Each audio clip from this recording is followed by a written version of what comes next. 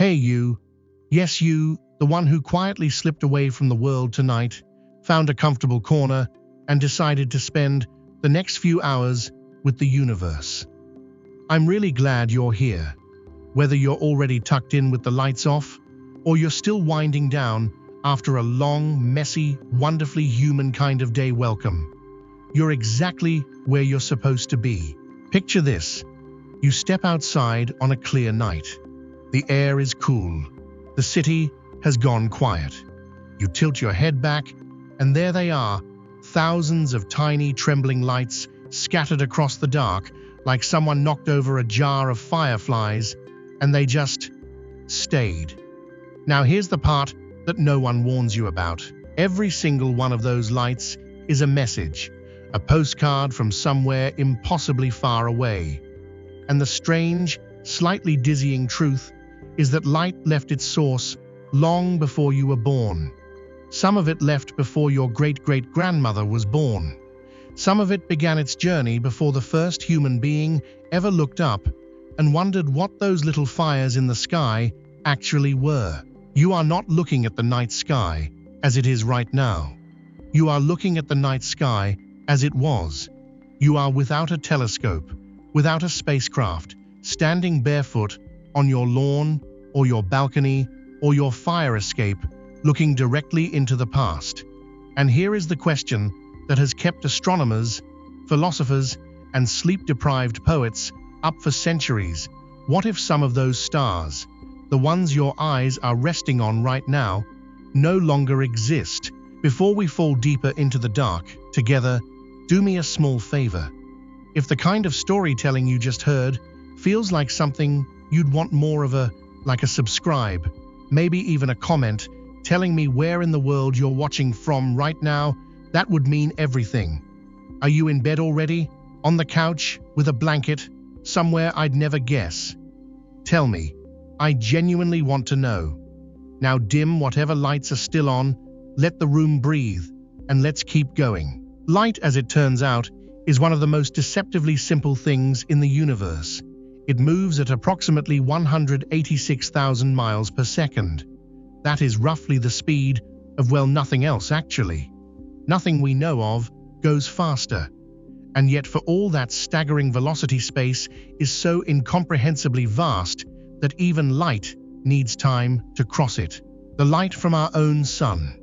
The star we orbit, the one responsible for every tan, every sunburn, every golden hour photograph you've ever taken, takes 8 minutes and 20 seconds to reach us.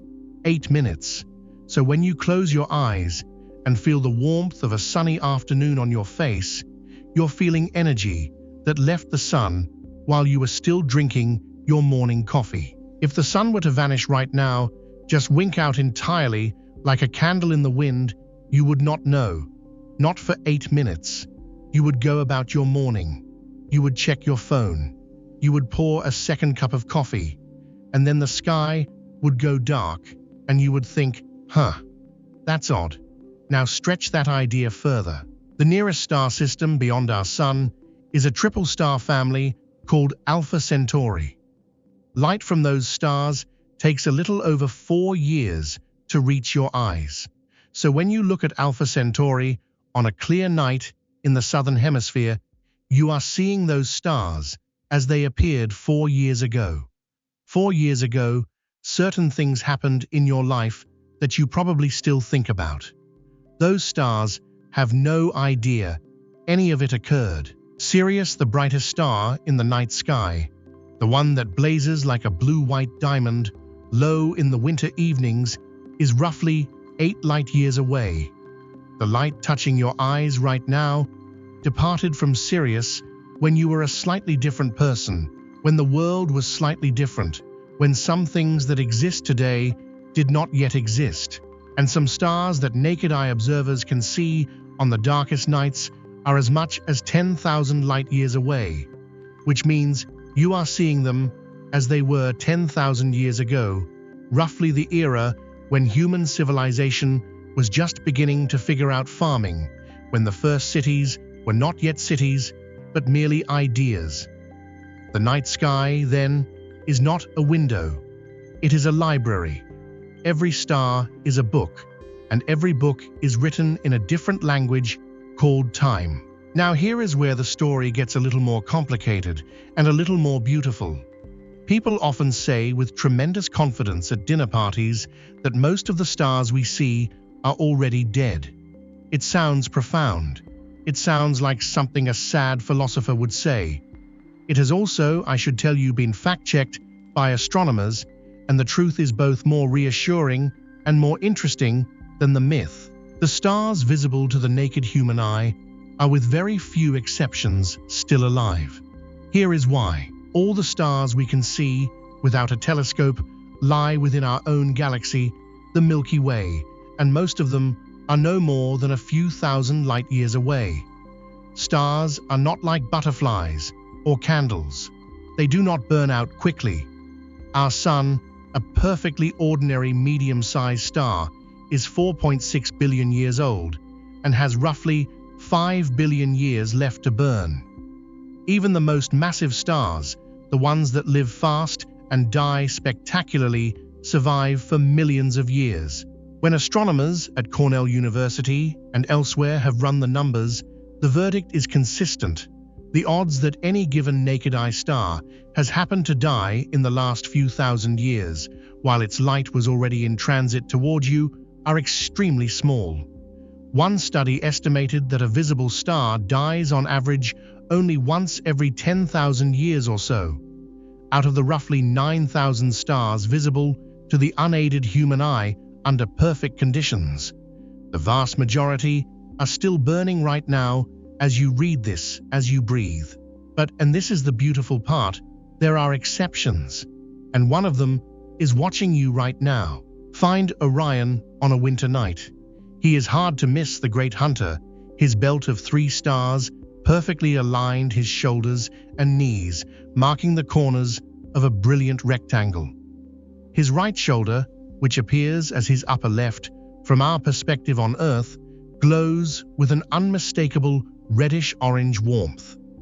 That star is called Betelgeuse. Betelgeuse is approximately 640 light-years away, which means the light you see when you look at it tonight left that star around the year 1380. The medieval world was still reeling from the Black Death. Geoffrey Chaucer had not yet written the Canterbury Tales. The Aztec capital of Tenochtitlan had not yet been built, and Betelgeuse is dying. It is a red supergiant, a category of star so enormous it defies easy comparison. If you placed Betelgeuse at the center of our solar system, where the Sun currently sits, its surface would extend out past Jupiter's orbit. Mercury, Venus, Earth, Mars, all swallowed whole, without ceremony. It is roughly 16 times more massive than our Sun, and burns its fuel at a furious, unsustainable rate. In stellar terms, it is old and unstable. Astronomers estimate it will explode in a supernova sometime within the next 100,000 years, which sounds like a long time until you remember that by the standards of the universe, that is basically tomorrow morning. When it goes, and it will go, Betelgeuse will briefly outshine everything in the night sky except the moon. It will be visible during the day. It will cast faint shadows at night. People on every continent will see it without any instrument at all. And then, over the following weeks and months, it will slowly fade. Here is the part that I want you to sit with for a moment. It is theoretically possible that Betelgeuse has already exploded. The light from that explosion, if it has already happened, is currently traveling toward us at 186,000 miles per second, crossing the emptiness of space, and will not arrive for anywhere up to 640 years. There would be no warning, no headline, no notification on your phone. One morning, someone would look up and see a second sun rising in the constellation of Orion, and only then would we learn that an event of cosmic magnitude had taken place 6 centuries earlier. The star you see when you look at Betelgeuse tonight might already be gone. The light in your eyes is the last light, a postcard from a star that may have already said goodbye. There is something I find profoundly calming about this idea once you sit with it long enough. We spend so much of our lives chasing the present moment, trying to be here, to be now, to be fully in the current second of the current minute. Mindfulness apps, meditation retreats, entire philosophies built around the radical act of just being present. And yet the universe has been calmly telling us, for as long as we have had eyes to look up with, that the present moment is somewhat of an illusion. Everything you have ever seen is already the past. The photons landing on your retina right now began their journey elsewhere. What you call now is always already a memory. And somehow, rather than making life feel hollow or disconnected, I think this makes it feel a little more woven together. The light from a star that lived and burned and perhaps died millions of miles away is at this moment landing on you, on your face, on your hands, resting on the blanket. It traveled across the dark for hundreds of years to find you here tonight in this exact room, exactly tired enough to notice it. The universe did not need to arrange for that, but it did. Astronomers have a term for the way the night sky represents multiple different moments in time simultaneously. They call it the look-back time. The idea that when you observe an object in space, you are observing it not as it exists now, but as it existed when that light began its journey. Every point of light in the sky above you tonight has a different look-back time. Nearby stars are windows into the recent past decades, centuries. More distant objects are windows into epochs that predate human history entirely. The most distant thing visible to the naked eye on the very clearest, darkest nights in the northern hemisphere is the Andromeda galaxy. It sits as a faint, smudged oval above the autumn horizon, easily overlooked if you do not know what you are looking for. But if you find it, what you are seeing is light that left its source approximately 2.5 million years ago. At that time, our ancestors were not yet fully human. They were walking across African grasslands on two legs, picking up stones, learning fire by accident. They had no concept of galaxies, no language complex enough to describe what they were seeing if they had looked up. And the light that they were seeing from Andromeda that night, in that ancient sky, that light is still traveling. It will arrive somewhere else, at some other civilization, millions of years from now. Nothing that carries meaning ever truly disappears. It just keeps going. I want to end this first part of our journey with something practical, not a fact, but a feeling. The next time you find yourself outside at night, under a sky dark enough to show you some stars, try something. Pick one, just one, anyone, it does not matter which. And know that the light, reaching your eye from that star, has been traveling, in some cases, for longer than recorded human history. It was on its way before the Roman Empire rose or fell, before every war and every peace treaty, before every cathedral was built, before every language you have ever spoken was spoken by anyone. It traveled through absolute cold, through unimaginable emptiness, through the gravitational whispers of other stars and dust clouds, and the slow turning of the galaxy itself. And it found you, on a quiet night, in a room that smells like home, at the exact moment you decided to look up. That is not nothing. That is, in fact, quite a lot. The stars have been keeping their distance from us for billions of years, and yet somehow they keep showing up in our windows, in our stories, in the way we describe falling in love.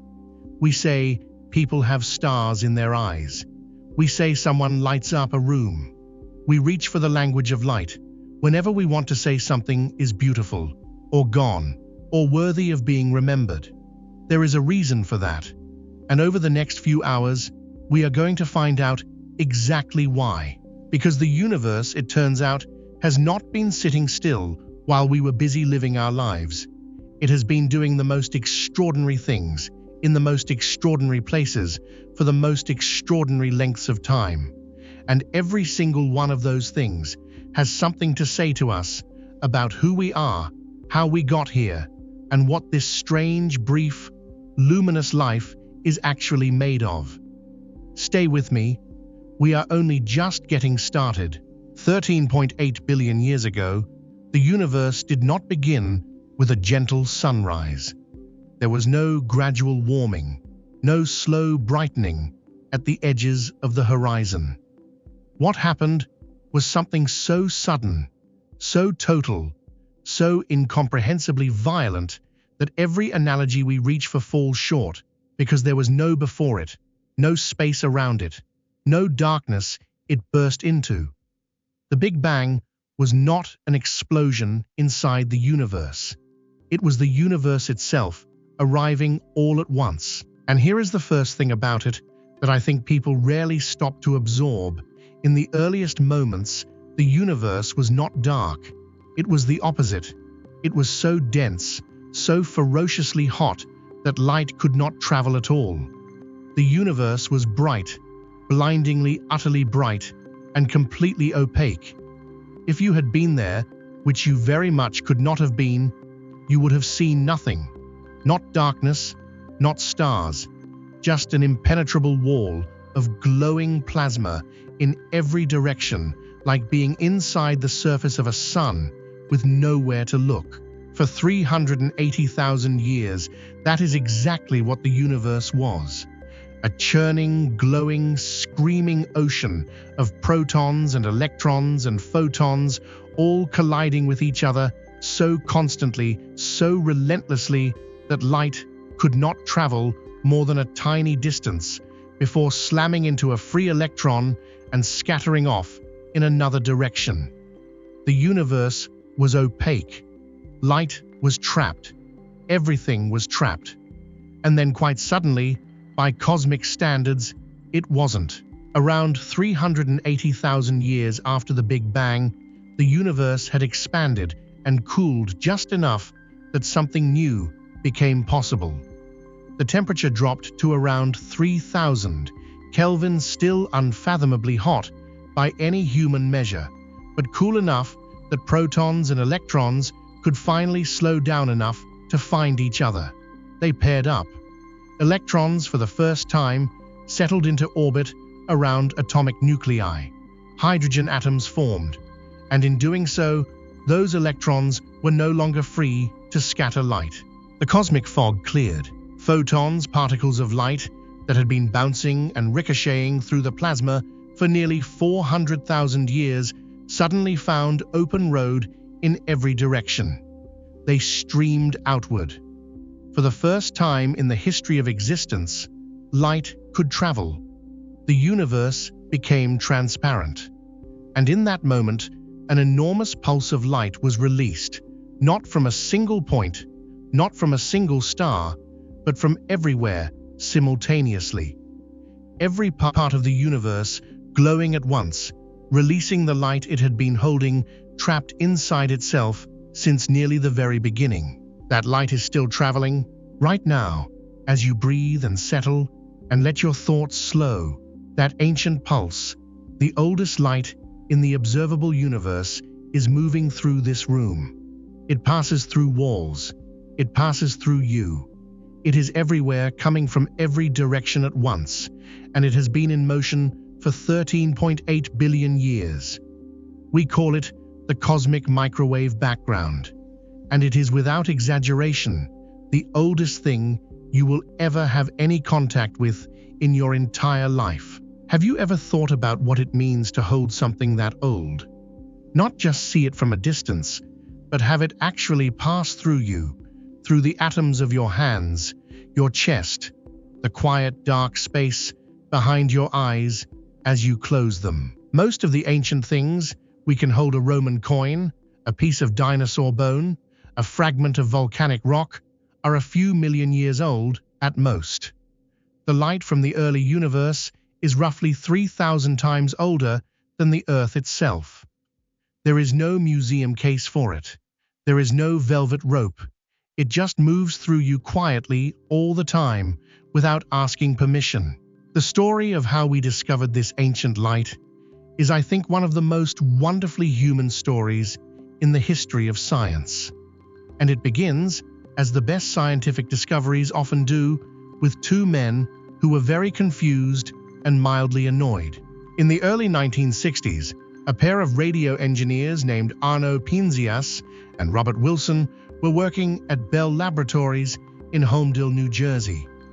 They had access to an enormous horn-shaped antenna, a beautiful piece of equipment originally designed to communicate with some of the first telecommunications satellites. When those satellites were retired, Penzias and Wilson decided to turn the antenna toward the sky for some radio astronomy. It seemed like a reasonable use of the hardware. Almost immediately they ran into a problem. There was a noise, a persistent low-level hiss that came from every part of the sky at every time of day, in every season. It did not matter where they pointed the antenna. The noise was always there. It was not coming from New York City. It was not interference from their equipment. They checked everything. They rechecked everything. They applied metallic tape to the riveted seams of the antenna. They even, and this detail is real, documented and absolutely delightful, discovered that a pair of pigeons had been nesting inside the horn and leaving what the technical literature politely calls a white dielectric material on the interior surfaces. They climbed up a ladder, cleaned out the pigeons, scrubbed away every trace of the bird's residency, and pointed the antenna back at the sky. The hiss was still there. It would be another year before they learned, through a somewhat circuitous chain of conversations and coincidences, that a group of physicists at Princeton University, just 40 miles away, had been actively searching for this exact signal. Not as an annoying background hiss, but as the predicted remnant of the Big Bang itself, a ghost of the universe's first light that had been traveling since nearly the very beginning of time.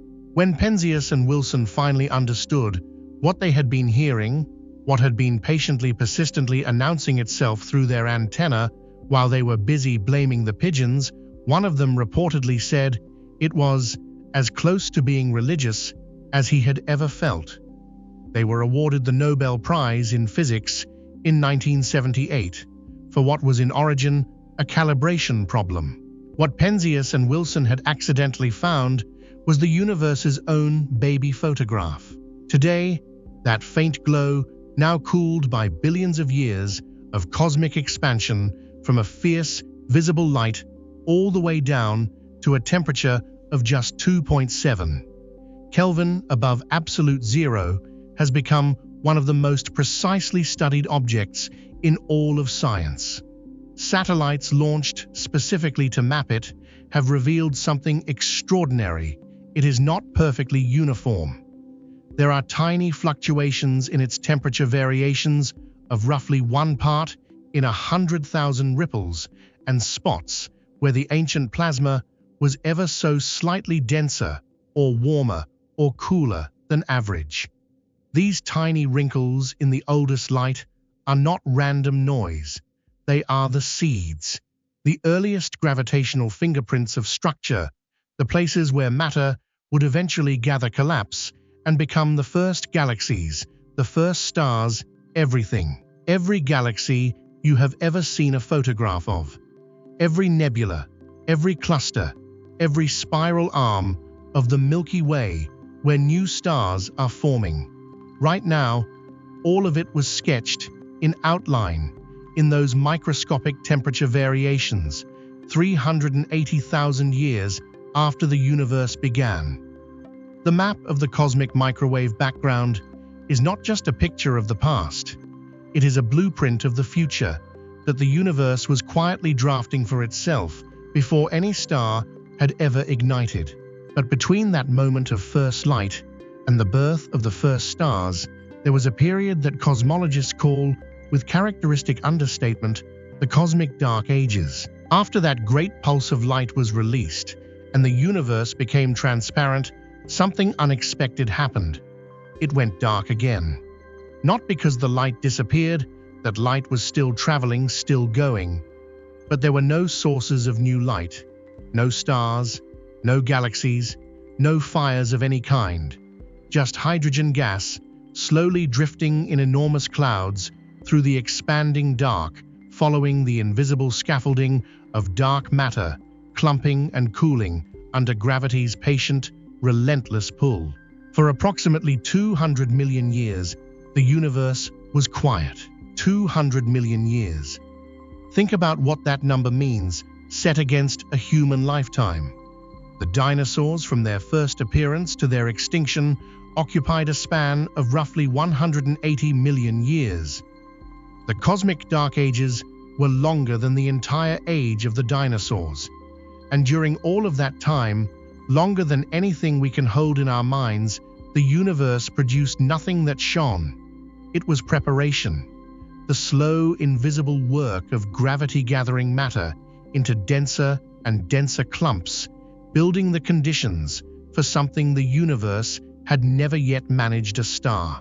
When the first stars finally ignited somewhere between 100 and 300 million years after the Big Bang, they were nothing like the stars we know today. Astronomers call them population 3 stars, a term that always strikes me as slightly too clinical for things of such extraordinary significance. These were the original stars, the first generation. They formed from nothing but hydrogen and helium, because those were the only elements the Big Bang had produced. No carbon, no oxygen, no iron or silicon, or any of the heavier elements that stars and planets and living things are made of today.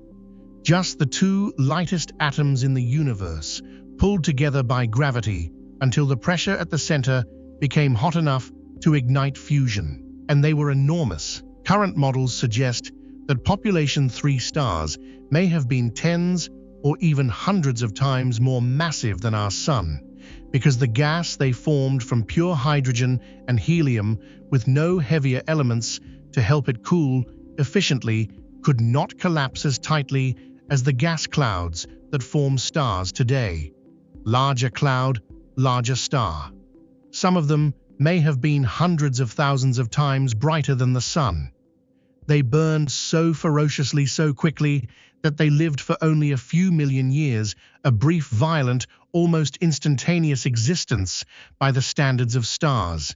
And when they died, they did something irreplaceable. They seeded the universe with the heavier elements they had forged in their cores through nuclear fusion. Carbon, oxygen, nitrogen, iron. All of it scattered outward in their deaths, mixing with the surrounding gas and becoming the raw material for the next generation of stars, and the generation after that, and eventually, after billions of years and many generations of stellar birth and death, for planets, for oceans, for the particular arrangement of carbon and hydrogen and oxygen that right now is lying in a warm room, listening to someone talk about where it came from. There is a line from the astronomer Carl Sagan that has followed me for years, and I think about it differently each time I return to it. He said that we are a way for the cosmos to know itself. And what he meant, I think, is not poetry, but physics. The atoms that make up your body, your bones, your blood, the neurons firing as you process these words were synthesized inside stars. They passed through stellar furnaces, through supernova explosions, through millions of years of drifting through interstellar space before gathering into a solar nebula that collapsed to form a sun planets, and eventually, improbably, you. You are not separate from the universe looking at it from the outside. You are part of it, made from it, continuous with it. When you wonder about the cosmos is wondering about itself. The first light of the universe is passing through you right now. The same light that has been traveling since before any star had ever burned. And in some quiet, physical, non-metaphorical sense, you are made of every star that ever burned and died to make what you are. There is one more thing I want to leave with you before we move forward, and it has to do with that faint background glow, the cosmic microwave background, and something quietly extraordinary about its relationship to modern life. If you have ever seen an older analog television set tuned to a channel that does not exist, you have seen a screen full of shifting black and white static. That static is interference from multiple sources, but a small fraction of it, roughly 1%, is something else entirely. It is the cosmic microwave background itself. Ancient photons 13.8 billion years old colliding with your television antenna and being translated into that familiar hiss and snow. In the background of your ordinary life, the oldest light in the universe has been quietly showing up. You just did not know what you were looking at. That, to me, is the universe's way of saying it has always been here. Patient, ancient, present. And what lit up out of that ancient darkness, the first stars burning in the void where nothing had ever burned before, is a story so strange and so specific that it almost feels like it was written for us. What those first fires created and what they left behind turns out to be at the very center of everything that came next. And that is where we are headed. Something that I keep coming back to when I think about the moon is how completely we take it for granted. It is just there, every night more or less. Sometimes a sliver of silver above the rooftops, sometimes so full and round it seems almost too close, almost close enough to reach. We build calendars around it. We name months after it. We write songs about it. Lovers use it as a prop. Werewolf stories depend on it. And yet almost nobody ever stops to ask the question that, once you really ask it, becomes the most unsettling question in the solar system. How did it get there? Because the moon, it turns out, should not exist. Not in the way it does anyway. It is too big, too close, too similar to Earth in its chemistry, and yet different enough to raise serious questions. No other rocky planet in the inner solar system has a moon that massive in proportion to itself. Mercury has no moon. Venus has no moon. Mars has two tiny captured asteroids, Phobos and Deimos, barely a few kilometers across, more like reluctant hitchhikers than true companions. But Earth has this enormous luminous geology-shaping tide-driving satellite that is over a quarter of our own diameter. By the standards of the solar system, that is deeply unusual, and the story of how we got it is, I think, the most spectacular piece of violence in our planet's entire history. 4.5 billion years ago, our solar system was a very different kind of neighborhood. The sun had formed, yes, but the planets were still under construction. The inner solar system was crowded with planetary embryos, bodies ranging from the size of a small city to the size of Mars, all of them swinging through shared orbital paths, all of them pulled and nudged by each other's gravity, all of them on a slow, inevitable collision course with something. The early solar system was not orderly. It was not the clean space diagram you see in textbooks. It was a demolition derby played out over tens of millions of years. Earth existed during this period, but it was younger and smaller than the Earth we know, a proto-Earth still being assembled by impacts, its interior not yet fully settled its surface, a place of violent geological chaos. There were no oceans yet, no atmosphere worth speaking of, no life of any kind, just molten rock and crashing debris and the relentless pressure of a planet still trying to figure out what it was going to be. Orbiting the young sun in roughly the same region as Earth, there was another body, a planetary embryo, perhaps the size of present-day Mars, so around half our current diameter, though smaller in mass.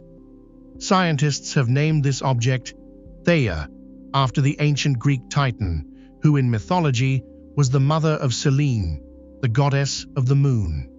The name is beautiful in its precision, because Theia was in the most literal and physical sense imaginable the mother of our moon. For millions of years, Theia and the proto-Earth shared a gravitational neighborhood without colliding. They may have occupied what are called Lagrange points, specific positions in a planetary orbit where a smaller body can remain gravitationally stable relative to a larger one. Theia may have been nudging along in Earth's wake for a very long time, held in a kind of celestial equilibrium. Stable, but not permanent. Nothing in the early solar system was permanent. And then the equilibrium broke. Gravitational perturbations, tiny accumulating tugs from the growing Jupiter, from other nearby embryos, nudged Theia out of its stable position. Its orbit shifted. It began to drift. And the geometry of the inner solar system, patient and merciless, slowly over thousands of years, arranged for Theia and the proto-Earth to meet. The collision that followed was not like anything we have a word for.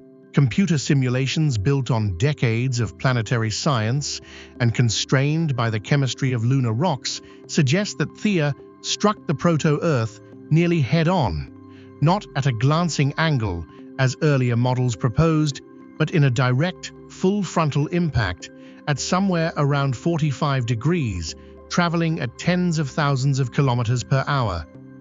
The energy released in that single moment was roughly 100 million times greater than the impact that later ended the age of the dinosaurs. In a matter of hours, both Theia and a significant portion of the proto-Earth's outer layers were completely vaporized. Not melted, not shattered, vaporized, turned into a superheated cloud of gas and liquid rock that expanded outward into space in every direction. The core of Theia, being denser, sank into the proto-Earth's interior and merged with it. The two bodies were not so much two separate objects colliding as they were two masses of material that briefly existed as separate things before becoming violently and definitively one. What remained in orbit around the newly merged Earth was an enormous disk of debris, vaporized rock, molten droplets, dust, and fragments of both worlds spinning in the same direction as Earth's new rotation. Over the next 100 to 1,000 years, almost instantaneous by geological standards, the debris disk cooled, clumped, and accreted under its own gravity. And from that ring of catastrophe, the moon assembled itself. Here is the thing about evidence that I find genuinely moving: it does not disappear just because the event it recorded happened 4.5 billion years ago. When the Apollo astronauts returned to Earth, carrying samples of lunar rock samples that had been sitting undisturbed on the surface of the moon since shortly after its formation, scientists began a decades-long effort to read those rocks the way a detective reads a crime scene. And what they found initially was a puzzle that nearly undermined the entire theory. The moon rocks and Earth rocks had almost identical compositions of oxygen isotopes. Oxygen atoms come in slightly different versions, called isotopes, with slightly different masses. The specific mix of isotopes in any rock is like a fingerprint that records where in the solar system that rock came from. Different regions of the early solar system had slightly different isotopic fingerprints because they formed from slightly different mixes of material. The problem was this: if Theia had formed in a different part of the solar system than Earth, even a slightly different part, the moon, which should have been made largely of Theia's material, should have a different isotopic fingerprint from Earth. But it did not. They were nearly identical. For years this was called the isotope problem, and it made some planetary scientists genuinely uncomfortable. The resolution arrived at gradually through more precise measurements, and better models turned out to be that Theia and the proto-Earth probably formed at nearly the same distance from the Sun, from nearly the same mix of starting material. They were in a sense siblings before they became one. And the collision was so energetic, so thorough, that the materials of both bodies were completely mixed, not just the outer layers, but deep into the mantles of both worlds. The Moon is not a chunk of Theia with a thin Earth veneer. It is a product of both of them, mixed together at the atomic level in an event so violent that the word collision barely captures it. What the rocks tell us, if you know how to ask them, is extraordinary. Now, and I want you to think about this as you settle in. The Moon that formed from that catastrophe was not the Moon you see when you look up tonight. In its earliest days, the Moon was roughly 3 times closer to Earth than it is now. The gravitational force it exerted on our oceans was dramatically stronger. Tides were not the gentle, twice-daily rhythms that modern coastal life is built around. They were enormous churning events. Some models suggest that early tidal waves may have reached hundreds of meters in height in certain coastal configurations. The Moon's proximity meant that Earth's rotation was being slowed at a much faster rate than it is today. Early Earth, just after the Moon formed, rotated so quickly that a single day lasted somewhere between 5 and 10 hours. Imagine that. You would complete 2 full days in the span of what we now consider a single morning and afternoon. The seasons, as we understand them, would have been almost unrecognizable. The sky, had there been anyone to look up at, it would have wheeled overhead at a pace that would strike us as deeply disorienting. But very slowly, and here is where the Moon's relationship with Earth becomes one of the most quietly intimate stories in planetary science, the Moon began to drift. As Earth rotates, its gravity drags the ocean's tidal bulge very slightly ahead of the Moon's orbital position. The Moon's gravity tugs on that bulge, slowing Earth's spin. In return, that interaction transfers energy to the Moon, nudging it into a slightly higher, wider orbit. Year by year, centimeter by centimeter. Today, the Moon is retreating from us at a rate of approximately 3.8 centimeters per year, roughly the pace at which your fingernails grow. We know this with extraordinary precision because of a set of small reflective panels left on the lunar surface by the Apollo missions in the late 1960s. Researchers on Earth periodically fire lasers at those reflectors and measure the time it takes for the beam to return. The Moon, patient and unhurried, is getting farther away. During the era of the dinosaurs, roughly 70 million years ago, a day on Earth lasted only about 23.5 hours. The Cretaceous year had approximately 372 days in it. The Moon was closer, pulling harder, keeping time differently.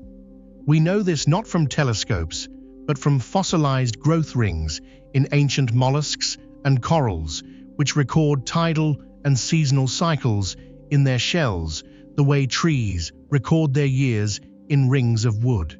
The Moon has been writing Earth's history into the bones of living things for hundreds of millions of years, and most of us have never thought to read it. Let me offer you a thought, and I am not being poetic when I say this, I am being quite literal. Without the Theia impact, it is possible that complex life on Earth would not exist. Here is why. The impact gave Earth something it would not otherwise have had in the same form: a tilted axis. Earth currently leans at an angle of approximately 23.5 degrees relative to its orbital plane around the Sun. That tilt is why we have seasons. Summer in the northern hemisphere happens when that hemisphere is tilted toward the Sun. Winter happens when it is tilted away. Without any tilt, or with a wildly unstable tilt, the climate patterns that have shaped the evolution of life over hundreds of millions of years would not exist in any recognizable form. The Moon stabilizes that tilt. Its gravitational influence acts as a kind of gyroscopic brake on Earth's axis, keeping our lean relatively consistent over long periods of time. Mars, which has no large moon, has an axial tilt that swings dramatically over millions of years, sometimes nearly upright, sometimes tilted more than 40 degrees. The climate consequences of that instability have been severe. Mars, whatever water it once had, whatever chemistry may have once flickered toward life on its surface, never had the stability that Earth has had. And a significant part of that stability traces directly back to a collision that happened 4.5 billion years ago. The Moon also gave life something else: time. By slowing Earth's rotation over billions of years, stretching a 5-hour day into our current 24 hours, the Moon gave the conditions for life to develop in a world where the cycles of light and dark are long enough to matter biologically. Many of the fundamental biological rhythms that govern living things, sleep cycles, reproductive cycles, metabolic patterns, are built around a 24-hour day. Had Earth kept spinning at its original breakneck pace, it is genuinely unclear whether the evolution of complex life would have proceeded in anything like the way it did. The catastrophe that created the Moon was also, it seems, one of the conditions that made you possible. There is one more detail about the Moon that I keep returning to, and it involves a coincidence so perfect it almost feels engineered. Almost. Right now, in the current moment of Earth's history, the Moon appears from our surface to be almost exactly the same angular size as the Sun. This is why total solar eclipses are possible, why the Moon can slide precisely in front of the Sun and cover it so completely that the Sun's corona, that ghostly halo of superheated plasma, becomes visible to the naked eye for a few minutes. It is one of the most visually astonishing events a human being can witness on this planet, and it is entirely temporary. Because the Moon is drifting away from us, its apparent size in our sky is slowly shrinking. In roughly 600 million years, give or take, the Moon will have retreated far enough that it will no longer be large enough to fully cover the Sun during an eclipse. Total solar eclipses will cease to exist.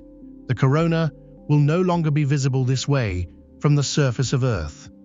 Whoever or whatever is alive then will never see what we can see right now, tonight, simply by living in this particular moment of cosmic history. We are, without having done anything to deserve it, at the exact point in Earth's orbital evolution where the geometry produces total solar eclipses. Past generations had them. Future generations will not. We are the lucky ones sitting in the window. That is worth something, I think. That is worth knowing. The Moon rose out of a collision that should by all rights have been the end of everything. Two worlds meeting at catastrophic speed, both of them torn apart and reassembled in hours. And from that violence came something that ended up being the quietest, most constant presence in the human story. The thing we navigate by, the thing we sing to, the thing that pulls the ocean back and forth in its 4-billion-year rhythm, writing our biological history into the shells of creatures who never knew a world without it.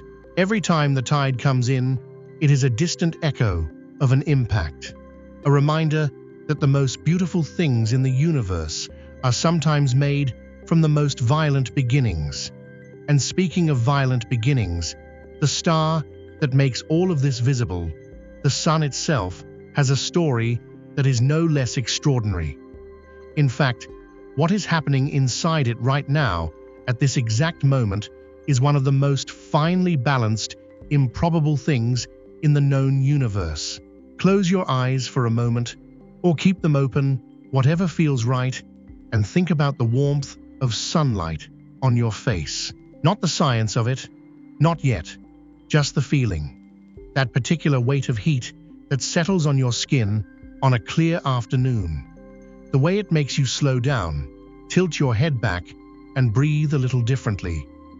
Humans have been doing exactly that for as long as there have been humans. Every culture, every civilization, every child who has ever existed has had that same relationship with the same star. And almost none of them knew what it actually was. For most of human history, the sun was a mystery wrapped in divinity. The Egyptians built their entire cosmology around it. The Greeks personified it as a chariot driven across the sky.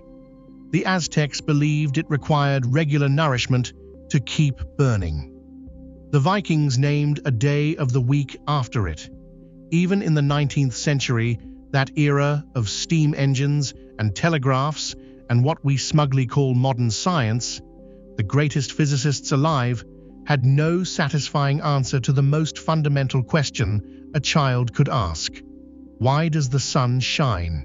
The honest answer, held by some of the finest minds of the 1800s, was that the sun was essentially a very large piece of coal. The Scottish physicist Lord Kelvin and the German scientist Hermann von Helmholtz independently calculated that if the sun was slowly contracting under its own gravity, releasing the potential energy of all that mass pressing inward, it could sustain its luminosity for roughly 20 to 40 million years.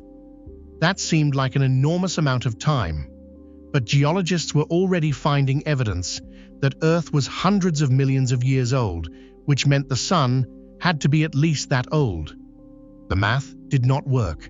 The sun could not be burning coal or anything remotely like it, and be old enough to have warmed the ancient seas where the first life stirred. The true answer came in 1920, from a man standing at a podium in Cardiff, Wales, who had an idea so radical that several of his colleagues thought he had lost his mind. His name was Arthur Eddington, a British astrophysicist, a Quaker, and one of those rare scientists who combined mathematical genius with an almost literary gift for explaining what numbers actually meant. By 1920, Eddington had already made a name for himself by leading the expedition that confirmed Einstein's theory of general relativity during a solar eclipse in 1919. He knew how to think about things that could not be directly seen. Standing before the British Association for the Advancement of Science, Eddington proposed that the sun was not burning in any chemical sense. It was fusing. Specifically, it was doing what Einstein's famous equation demanded, was possible converting a tiny fraction of its mass directly into energy. Hydrogen nuclei deep in the solar core were being crushed together under conditions of such extraordinary heat and pressure that they merged into helium nuclei. And because a helium nucleus weighs very slightly less than the 4 hydrogen nuclei that formed it, that missing mass did not vanish. It became energy. Pure, enormous, world-illuminating energy. Eddington put it in terms that echoed through the century that followed. If just 5% of a star's hydrogen mass were converted into helium. By this process, he said the heat released would be more than sufficient to power the star for billions of years. He admitted the idea was speculative. He could not yet prove it. The physics of quantum mechanics that would eventually explain how nuclei could overcome their natural repulsion and actually fuse together had not yet been worked out. But he was right. In every essential detail, he was right. It would take Hans Bethe, a German-American physicist working at Cornell University until 1939, to map out the precise chain of reactions that makes it possible work that eventually earned Bethe a Nobel Prize in physics, but the vision was Eddington's. What Eddington had glimpsed, standing at that podium in Wales, was one of the most consequential mechanisms in the observable universe. Here is what actually happens inside the sun right now, at this exact moment. At the very center of the sun, a region extending outward to roughly a quarter of its total radius, a sphere about 350,000 kilometers across. The temperature is approximately 15 million degrees Celsius. The pressure is roughly 265 billion times the atmospheric pressure you are experiencing as you sit or lie wherever you are right now. Under those conditions, matter does not behave the way it does in any environment you have ever encountered. Atoms are completely stripped of their electrons. What exists in the solar core is a superheated plasma, a soup of bare nuclei and free electrons moving at tremendous speeds, colliding constantly and occasionally doing something remarkable. Every second, approximately 600 million tons of hydrogen undergo nuclear fusion in the solar core. Through a sequence of steps called the proton-proton chain, 4 hydrogen nuclei are forged into a single helium nucleus. The math is precise and staggering. The helium nucleus that results from this process weighs about 0.7% less than the 4 hydrogen nuclei that went into it. That missing mass is not lost. It becomes energy exactly as Einstein's equation describes at a rate of approximately 4 million tons of pure mass converted into energy every single second. 4 million tons of the sun gone. Every second. Converted not into heat in the conventional sense, not into fire or flame, but into radiation gamma rays that begin an extraordinary journey outward through the sun's interior. And here is the part that when I first really absorbed it, made me sit down and think for a long time. That journey should take seconds. The sun's radius is about 700,000 kilometers. Light travels at roughly 300,000 kilometers per second. A photon born in the solar core, traveling in a straight line, should escape the sun in about 2.5 seconds, but it does not travel in a straight line, not even close. The interior of the sun is so dense, so crowded with plasma, that a photon cannot travel more than a few millimeters in any direction before it is absorbed by a particle and re-emitted in a completely random new direction. The physics community calls this a random walk, and that phrase captures something real. The photon staggers through the solar interior like someone trying to cross a packed stadium, constantly bumping into people, being deflected, sent sideways, occasionally moving backward, inching forward, only by the statistics of accumulated chance. The result of this cosmic stumbling is that the energy produced by fusion in the solar core takes somewhere between 10,000 and 170,000 years to travel from the core to the surface. Estimates vary considerably depending on the model used, and the precise number is genuinely difficult to pin down. But the order of magnitude is sobering. The sunlight warming your skin today was generated as gamma radiation deep inside the sun, somewhere between tens of thousands and hundreds of thousands of years ago, roughly the era when the ancestors of modern humans were crossing land bridges and painting animals on cave walls. That energy made its agonizingly slow, staggering journey to the solar surface was transformed along the way from gamma radiation into visible light, burst free into space, and then crossed 150 million kilometers in a clean 8 minutes and 20 seconds to reach you. The oldest part of any given beam of sunlight is not its 8-minute journey through space. It is the 100,000-year odyssey it undertook through the body of the star that made it. There is something about that image light that has been traveling since the Paleolithic era, finally finding your face, that I cannot quite shake. It feels like something that should be told to more people. Now here is a question worth sitting with. How does the sun manage to do this for billions of years without burning itself out in a century? Because 600 million tons of hydrogen per second sounds, if you stop to think about it, like something that would run out fairly quickly. The answer lies in a balance so precise, so seemingly arranged, that it has prompted more than a few physicists over the years to quietly wonder at it. The sun is not simply burning. it is fighting itself. Gravity, the same force that formed the Sun from a collapsing cloud of gas 4.6 billion years ago, is constantly pressing inward on every layer of the solar interior, trying to crush it, smaller, hotter, denser. Left to its own devices, gravity would compress the Sun into a much smaller, much denser object over a time scale of about 20 minutes. But fusion pushes back. The energy produced in the core exerts outward pressure, the relentless outward push of radiation that counteracts gravity's inward squeeze.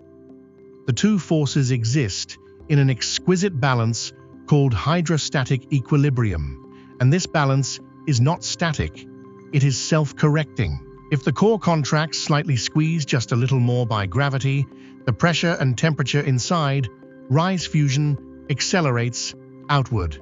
Pressure increases, and the core expands back to its equilibrium size. If the core expands slightly, fusion running a little too hot, the pressure drops, the temperature falls, fusion slows, and gravity pulls it back in. The Sun is, in a very real sense, a star that regulates itself. It has been doing so for 4.6 billion years, and it will continue to do so for roughly another 5 billion. There is a word I have heard physicists use to describe this balance: improbable. Not in a mystical sense, but in a technical one. The conditions required for sustained nuclear fusion, the right temperature, the right pressure, the right density sustained over billions of years, represent an extraordinarily narrow range of physical parameters. Stars, a bit too massive, burn through their fuel in millions of years rather than billions. Stars, a bit too small, never get hot enough to sustain fusion efficiently. Our Sun sits in a comfortable middle range that has sustained, among other things, the 4 billion-year project of life on the third planet. But nothing lasts forever, and this particular story has an ending that is worth knowing. About 1 billion years ago, the Sun was roughly 7% dimmer than it is today. Life on Earth at that point consisted of single-celled organisms in the oceans, and even the modest warmth available was enough.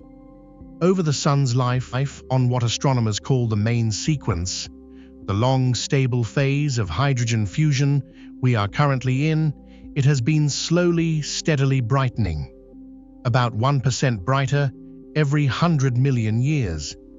This is because, as hydrogen in the core is consumed and converted to helium, the helium builds up, the core contracts slightly to compensate, and in doing so, it runs a little hotter and produces a little more energy. In roughly 1 billion years from now, a timescale that dwarfs all of recorded history, many thousands of times over the Sun, will be hot enough that Earth's oceans will begin to boil away. And in approximately 5 billion years, the hydrogen fuel in the solar core will finally run out. When that happens, the balance breaks.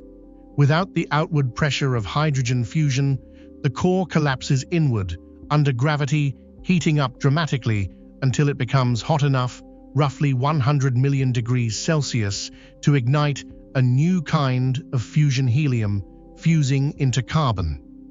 This ignition is sometimes called the helium flash, and it is not a gradual transition. It is a sudden, dramatic surge of energy that restructures the entire star. The outer layers of the Sun will expand enormously slowly over millions of years, swelling outward until the Sun has grown to perhaps 100 times its current diameter.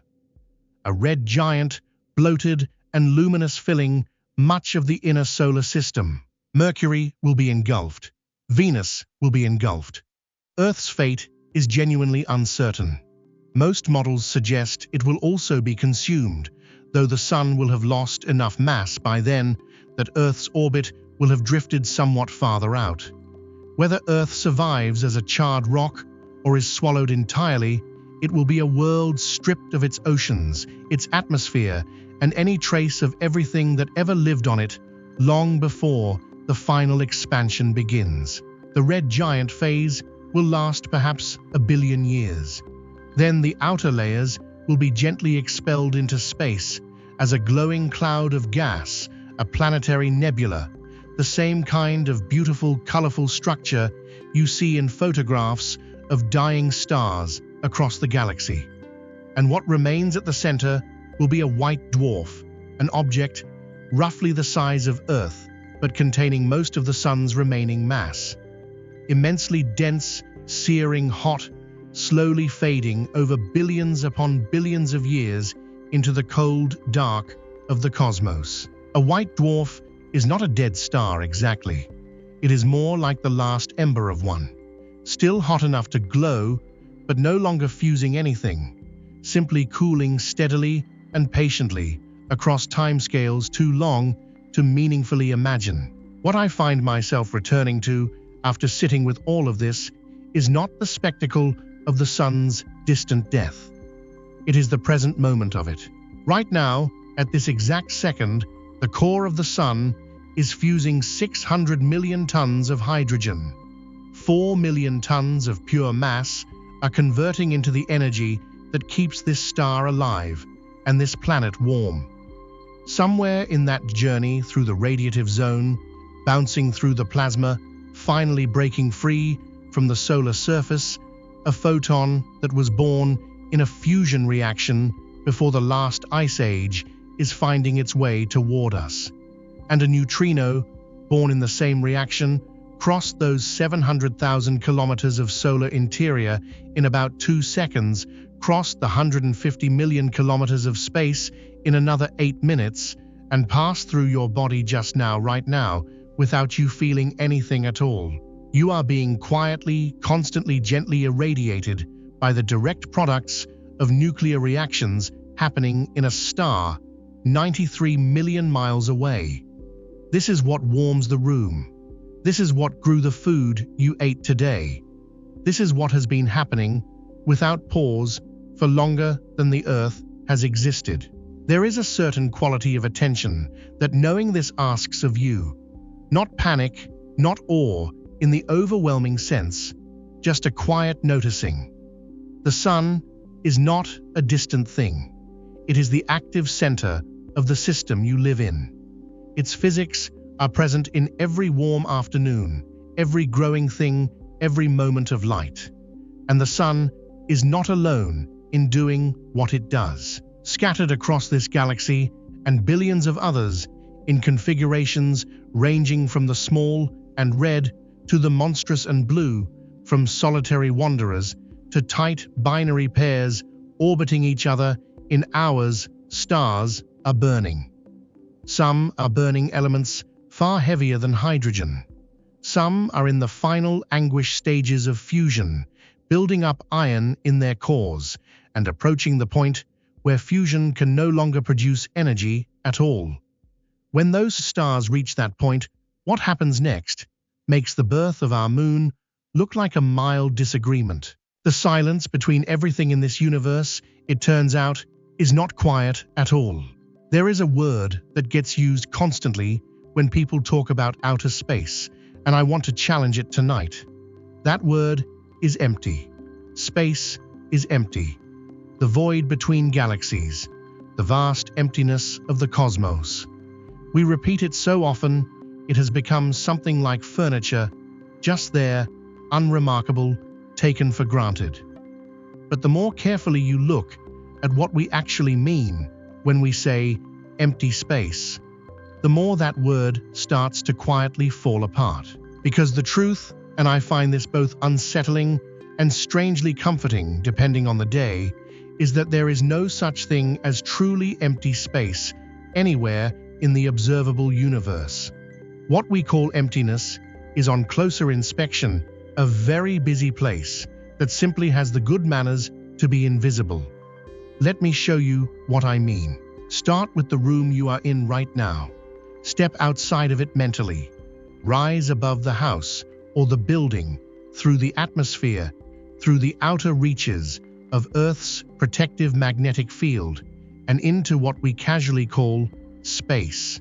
At this altitude, you are already in what scientists describe as a near-perfect vacuum, a density of particles so low that no technology on Earth could replicate it in a laboratory. And yet, you are not in nothing. You are in something. You are passing through the outermost edge of the Sun's extended atmosphere, a region of streaming charged particles and magnetic fields that reaches all the way from the solar surface to a boundary roughly 120 times the distance between Earth and the Sun. That boundary has a name, the heliopause. It is the point where the Sun's solar wind, a constant outflow of charged particles, traveling at speeds between 300 and 800 kilometers per second, finally runs headlong into the material coming from other stars, the interstellar medium, and can go no further. Inside the heliopause, you are in the Sun's territory. Beyond it, you are in something older, stranger, and less well understood. The entire region, enclosed by the heliopause containing all 8 planets, all their moons, the asteroid belt, the distant scattered disk, and billions of kilometers of space in every direction, is sometimes called the heliosphere. Think of it as a bubble, an enormous invisible sphere carved out of the galaxy by the Sun's breath. It is not a static bubble. It breathes. During periods of intense solar activity, the pressure of the solar wind increases and the bubble expands outward. During quiet periods, it contracts inward. Voyager 1, the farthest human-made object ever launched, crossed the heliopause in August of 2012 after 35 years of travel at a distance of about 121 astronomical units from the Sun. Voyager 2 crossed it in November of 2018. Beyond that edge, both spacecraft immediately detected something dramatic, a 40-fold increase in the density of plasma. Interstellar space, it turned out, was not emptier than the space inside the heliosphere. In some measurable ways, it was more crowded. But here is what I want you to really absorb. Even inside the heliosphere, even in the stretches of space between planets, where nothing at all seems to be present, you are surrounded by radiation, by magnetic fields threading outward from the Sun, by cosmic rays arriving from distant supernovae, some of them traveling at a significant fraction of the speed of light, by dust, by interplanetary gas, and by something that I think deserves its own quiet paragraph: neutrinos. Right now, as you read these words, as you breathe, as your eyes track across this page, or screen, or wherever these words are reaching you, approximately 100 billion neutrinos from the Sun are passing through every single square centimeter of your body. Every second. That number is worth sitting with. 100 billion per square centimeter per second. Through you, through the floor, beneath you, through the planet, and out the other side into space, barely noticing any of it. Because neutrinos interact with matter so weakly that an entire light year of solid lead would on average stop fewer than half of them. They are the universe's most committed wallflowers, everywhere, passing through everything, interacting with almost nothing. The solar neutrino flux, as physicists call it, amounts to roughly 65 billion neutrinos passing through each square centimeter of Earth's surface every second. Your body's cross-section is considerably larger than a centimeter square. Over the course of your lifetime, something on the order of 10 to the power of 23 neutrinos will pass through you. That is approximately 1 mole. In the chemical sense, nearly a trillion individual particles, and the total mass of all of them combined will be so small as to be essentially unmeasurable. You are right now not sitting in emptiness. You are sitting in a current, a river of particles from a nuclear reactor 93 million miles away, flowing through your body as though you were not there. And this has been happening every second of every day of your entire life. Now step further out. Leave the solar system entirely. Pass through the heliopause and into true interstellar space, the vast stretches between star systems that make up the bulk of our galaxy's volume. Here, you might expect to finally find nothing. What you find instead is the interstellar medium, a thin, ancient, pervasive mixture of gas dust and something more surprising. The density of the interstellar medium near our own solar system is roughly 1 atom per cubic centimeter. In comparison, the air you are breathing right now contains approximately 27 quintillion atoms per cubic centimeter, a number with 19 zeros in it. So yes, the interstellar medium is extraordinarily sparse by any earthly standard. But it is not nothing. It is hydrogen and helium, with traces of heavier elements. It contains molecular clouds regions where the gas is dense enough that hydrogen atoms have paired into molecules and where temperatures drop to within a few degrees of absolute zero, the coldest environments in the observable universe. It carries magnetic fields woven through it from the deaths of old stars and the births of new ones. It holds cosmic ray particles, charged atomic nuclei, accelerated to near light speed by supernova shockwaves coursing through it in every direction. The interstellar medium is the connective tissue of the galaxy. It is where stars are born, and where they deposit their remains after death. Every atom of oxygen in your blood, every carbon atom in your cells, pass through the interstellar medium at least once on its way to becoming you. That thin, cold, sparse gas between the stars is not a barrier. It is a library and a factory and an archive of everything that has ever lived and died in this corner of the Milky Way. Go further still. Leave the galaxy altogether. Cross from the luminous web of the Milky Way's spiral arms into the vast space between galaxies, the intergalactic medium. Here, the numbers change dramatically. Density drops to roughly 1 atom per cubic meter, not per cubic centimeter, but per cubic meter. At this scale, sparse has become almost meaninglessly insufficient as a descriptor. And yet even here, the temperature of the intergalactic gas, as measured by the X-rays it emits, is millions of degrees Kelvin. Hot, tenuous, ancient. It is not nothing. It is the residue of everything the universe has ever done. And scattered through this intergalactic expanse are the structures that cosmologists call cosmic voids.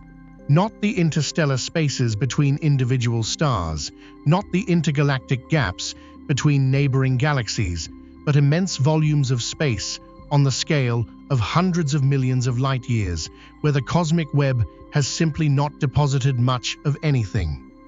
Regions that formed early in the universe's history, where the density of matter happened to be slightly lower than average, and into which gravity has been quietly draining the surrounding material ever since, leaving behind a relative emptiness that is genuinely difficult to describe in human terms. The most famous of these is a region called the Buddha's Void. Discovered in 1981 by astronomer Robert Kirshner and his colleagues during a survey of galactic positions, the Buddha's Void spans approximately 330 million light-years in diameter. Think about that for a moment. Not 330 million miles, not 330 million kilometers, but 330 million light-years. A region of space where we would expect to find roughly 2,000 galaxies based on average cosmic density. A region of space that actually contains approximately 60. One astronomer named Greg Aldering put it this way: if the Milky Way had been located at the center of the Buddha's Void, humans would not have discovered that other galaxies existed until the 1960s. For most of human history, we would have looked up at the night sky and seen a universe of stars, just our stars, our galaxy, and assumed that was all there was. The surrounding darkness would have hidden the entire rest of the cosmos behind an accidental wall of absence. That detail stays with me.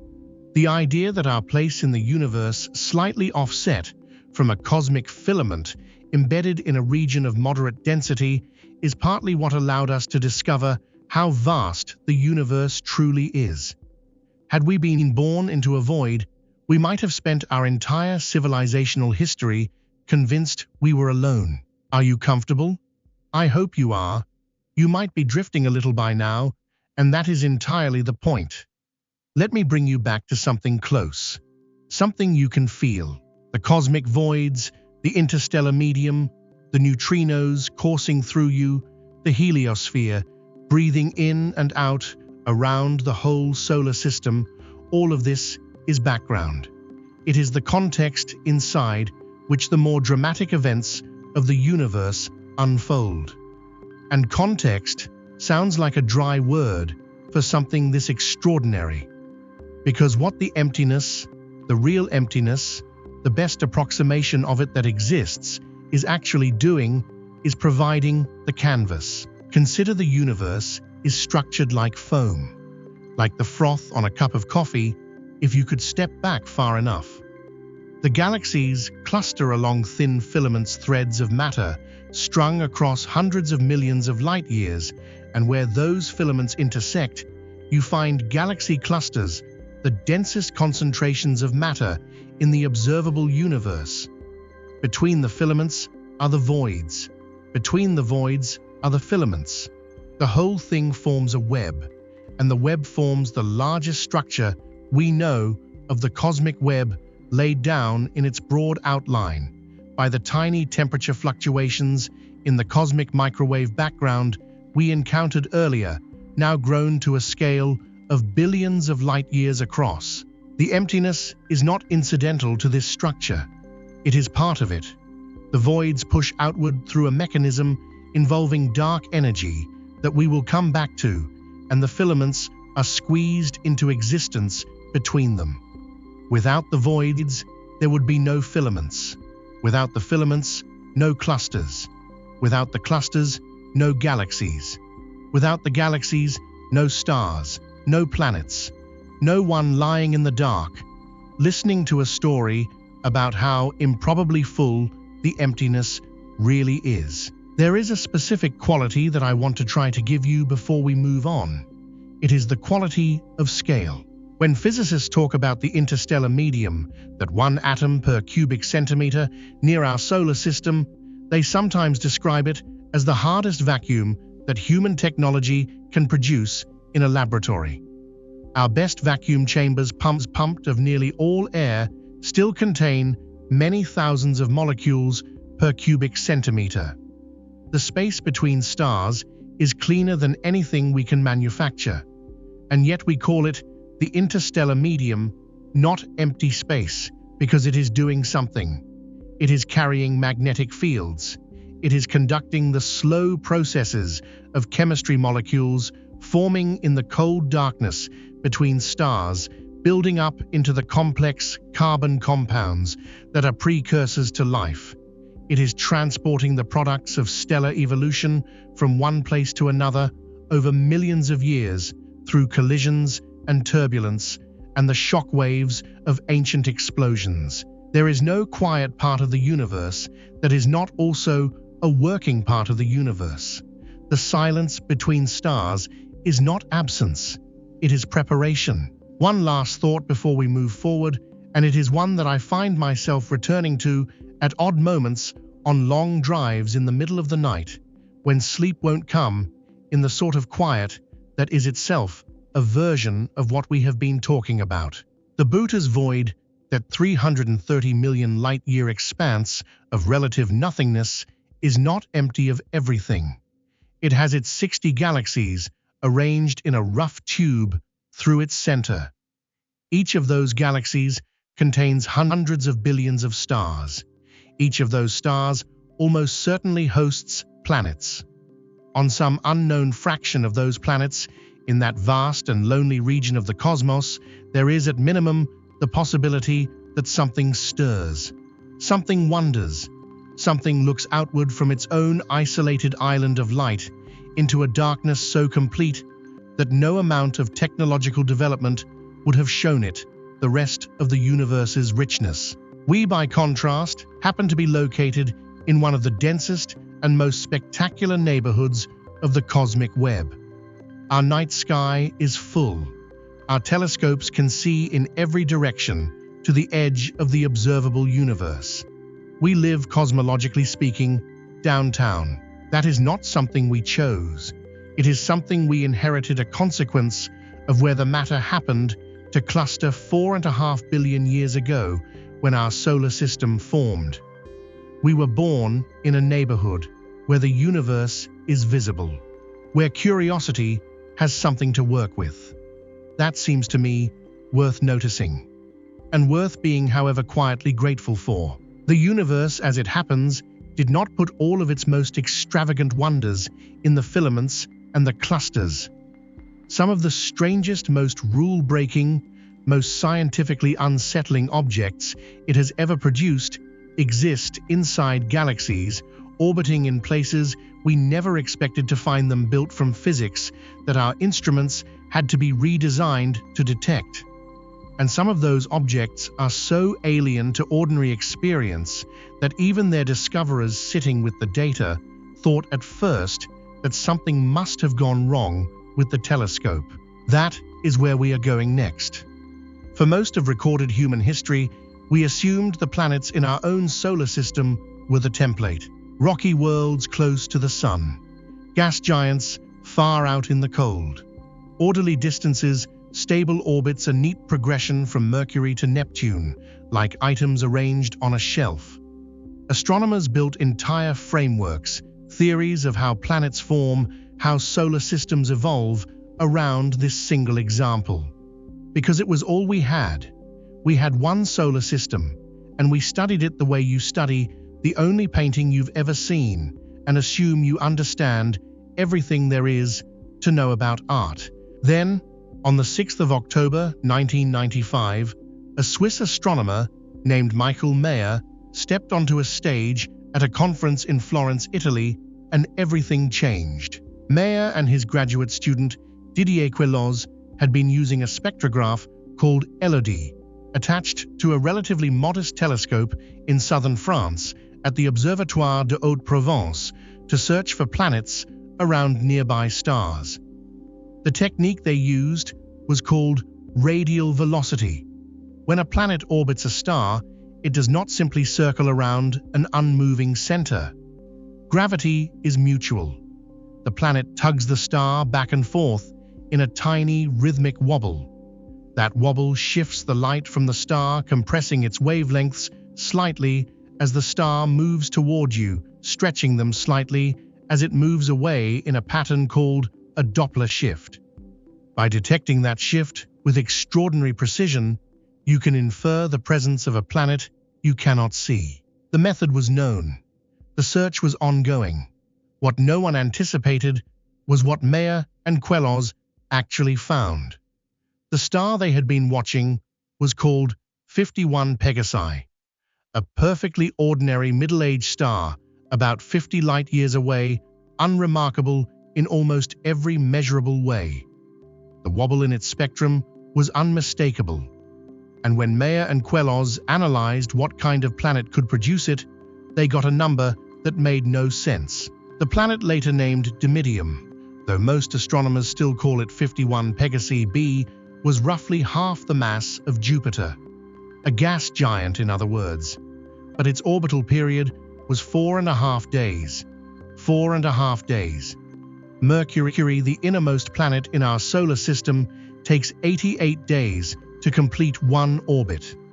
This planet was orbiting its star in less than a week, which meant it was circling at a distance of only about 8 million kilometers from the stellar surface, more than 7 times closer to its star than Mercury is to our Sun. A gas giant, right next to its star, baking. In the framework that astronomers had spent decades building, this planet was impossible. Gas giants form in the cold outer regions of a solar system where volatile ices can condense and there is enough material to build massive planetary cores. They do not form in the searing heat close to a star. Period. And yet there it was. Mayer and Queloz being careful, scientists spent months checking their data, double-checking their instruments, considering every alternative explanation. When they finally announced their discovery, some colleagues in the audience at Florence were convinced they had made an error. The paper was accepted. The planet was confirmed by a second team at the University of California, and the entire field of planetary science was forced to confront an uncomfortable truth. We had been theorizing from a sample size of 1, and the universe had a very different sense of humor than our models had assumed. We now know that 51 Pegasi b belongs to a class of worlds called hot Jupiter's gas giants that formed far from their stars, and then over millions of years migrated inward through complex gravitational interactions with the disk of gas and dust surrounding their young star.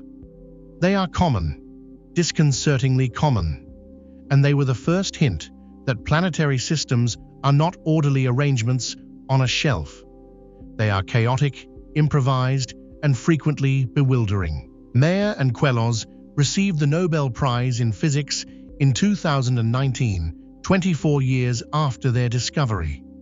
It was by any measure one of the more overdue honors in the history of the prize. Once you abandon the assumption that our solar system is typical, the universe opens up into something extraordinary. Since 1995, astronomers have confirmed more than 5,500 exoplanets, with thousands more candidates awaiting verification. And the catalog reads less like a textbook and more like a collection of science fiction stories that someone forgot to label as fiction. Take, for instance, the planet HD 189733b. It sits about 64 light-years away, which in cosmic terms is practically the house next door. At first glance, photographs of the planetary system are not particularly striking, but if you know what you are looking at, this world is genuinely unsettling.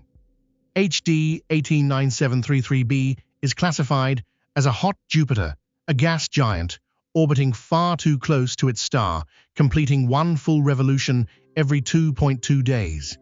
Its atmosphere has been characterized extensively, and what has been found inside it defies easy description. The planet's upper atmosphere is full of tiny silicate particles, essentially glass. And because the temperatures on the day side reach roughly 1,200 degrees Celsius, those silicate particles are suspended, moving carried by winds that blow at approximately 8,700 kilometers per hour. The fastest winds ever recorded on Earth reached around 500 kilometers per hour during extreme tornadoes. Winds on HD 189733b are 17 times that speed. At those velocities, the silicate particles do not drift, they move horizontally at close to the speed of sound. When the temperature drops enough on the night side of the planet, they condense, they fall. It rains glass on HD 189733b. Sideways, the planet appears a deep, rich blue in color, the blue of Earth, as seen from space coincidentally, but the resemblance to our world ends there so completely and so abruptly that the comparison is almost a joke. That beautiful blue is the scattering of light by silicate haze in the upper atmosphere. Beneath it is a storm that would obliterate anything we understand as weather in the time it takes to form a thought. I think about this planet sometimes when I hear people say that the universe is hostile to life. Maybe, but it is also extraordinarily creative in its hostility. If HD 189733b is terrifying in its violence, there is another world that is baffling in the opposite direction, a planet that seems to violate the laws of physics not through extremity, but through sheer unexplained lightness. WASP 193b was discovered by an international team of astronomers and announced in May of 2024. It is located approximately 1,200 light-years away in the constellation Hydra, and it is by any reasonable measure one of the strangest objects we have found orbiting a star. WASP-193b is 50% larger than Jupiter. That is already a substantial planet. But when researchers measured its mass, a process that took 4 years because the planet's gravitational pull on its star was so faint that detecting it required extensive observation, they found something that required multiple rounds of verification just to accept. This planet, despite being half again the size of Jupiter, has only 14% of Jupiter's mass. The resulting density is approximately 0.059 grams per cubic centimeter. For context, the density of liquid water is 1 gram per cubic centimeter. The density of Saturn, the least dense planet in our own solar system, famous for being light enough to float on water, if you could find a bathtub large enough, is 0.69 grams per cubic centimeter. WASP-193b is 10 times less dense than Saturn. The comparison that the research team reached for, and which has since stuck everywhere the planet is mentioned, was cotton candy, a world the size of Jupiter and a half made of something with the structural integrity of spun sugar. It is hard to think of a solid-state analogous material, said Julian DeWitt, a professor at the Massachusetts Institute of Technology, who co-authored the study. Basically, the planet is extremely fluffy. The word fluffy. In a peer-reviewed paper in the journal Nature Astronomy. Because sometimes the universe gets so strange that technical language genuinely has nothing to offer. No current model of planetary formation can satisfactorily explain how WASP-193b exists. Standard irradiated gas, giant models. The best mathematical frameworks we have cannot produce a planet this light. Not even close. It is not a gap in the theory. It is a canyon. But here is the category of exoplanet that I find most philosophically interesting and most personally unsettling: the rogue planets. A rogue planet is a world that does not orbit a star. It belongs to no system. It has no sun to warm it, no day or night in any meaningful sense, no position in any planetary family. It simply drifts through the interstellar medium, through the cold dark, between stars, alone, in a way that is difficult to fully conceptualize. We have known for some time, based on theoretical models of solar system formation, that planets are routinely ejected from their home systems during the gravitational chaos of early formation. Jupiter-sized bodies, passing too close to each other, slingshots through complex multi-body dynamics, orbital resonances, destabilizing the entire architecture of a young system. These processes are violent and common, and they produce wandering worlds at a rate that, once you actually do the statistics, is genuinely startling. Current estimates suggest that rogue planets may outnumber stars in the Milky Way, not by a little, possibly by a factor of several. Every star in the galaxy, on average, may be accompanied by multiple ejected worlds drifting through the dark. The galaxy may be full of planets, and most of them may belong to nothing and no one. Some of these worlds are simply cold and dark, but some, those with thick hydrogen atmospheres or those that generate enough internal heat from radioactive decay, may retain liquid water beneath ice shells. Not warm water, not sunlit water, but water. The chemistry of life persisting in the dark, warmed from below in a world that has not seen a star in billions of years. This idea was fringe when first proposed. It is now taken seriously by a meaningful fraction of astrobiologists. There is one more planet I want to tell you about before we move on. Not because it is the strangest, it has competition for that title from all directions, but because it contains a detail that I have never quite been able to leave behind once I first read it. TRES-2b. discovered by the Kepler Space Telescope in 2011, orbiting a star about 750 light-years away in the constellation Draco, a hot Jupiter. Unremarkable by the alarming standards we have now established for such things. Except for this TARES 2b reflects less than 1% of the light that strikes it, less than coal, less than black acrylic paint, less than the darkest material humans have ever manufactured in a laboratory. The planet absorbs virtually all incoming light. Standing on a ship orbiting TARES 2b, you would be unable to make out its shape against the backdrop of space. The darkness of this planet is so complete, so thorough, that the word dark doesn't quite reach it. It is not that the planet is unlit. It is that the planet takes light and does not give any of it back. The astronomer David Kipping, from the Harvard-Smithsonian Center for Astrophysics, one of the study's authors, put it simply, "It's just ridiculous how dark this planet is." And I think what I love about that quote, ridiculous, is that it admits something important.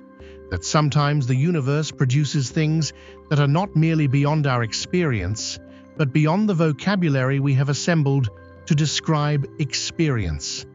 A planet darker than anything we have made, orbiting in the dark, absorbing everything. What does the night sky look like from TARES 2b? No one knows. It may look exactly like the rest of space because the planet itself would be invisible. Let me offer you a thought to carry into the next part of our journey because I think it matters. Before 1995, we had one solar system and one model. After 1995, we had one data point that broke the model on the same day we confirmed it existed.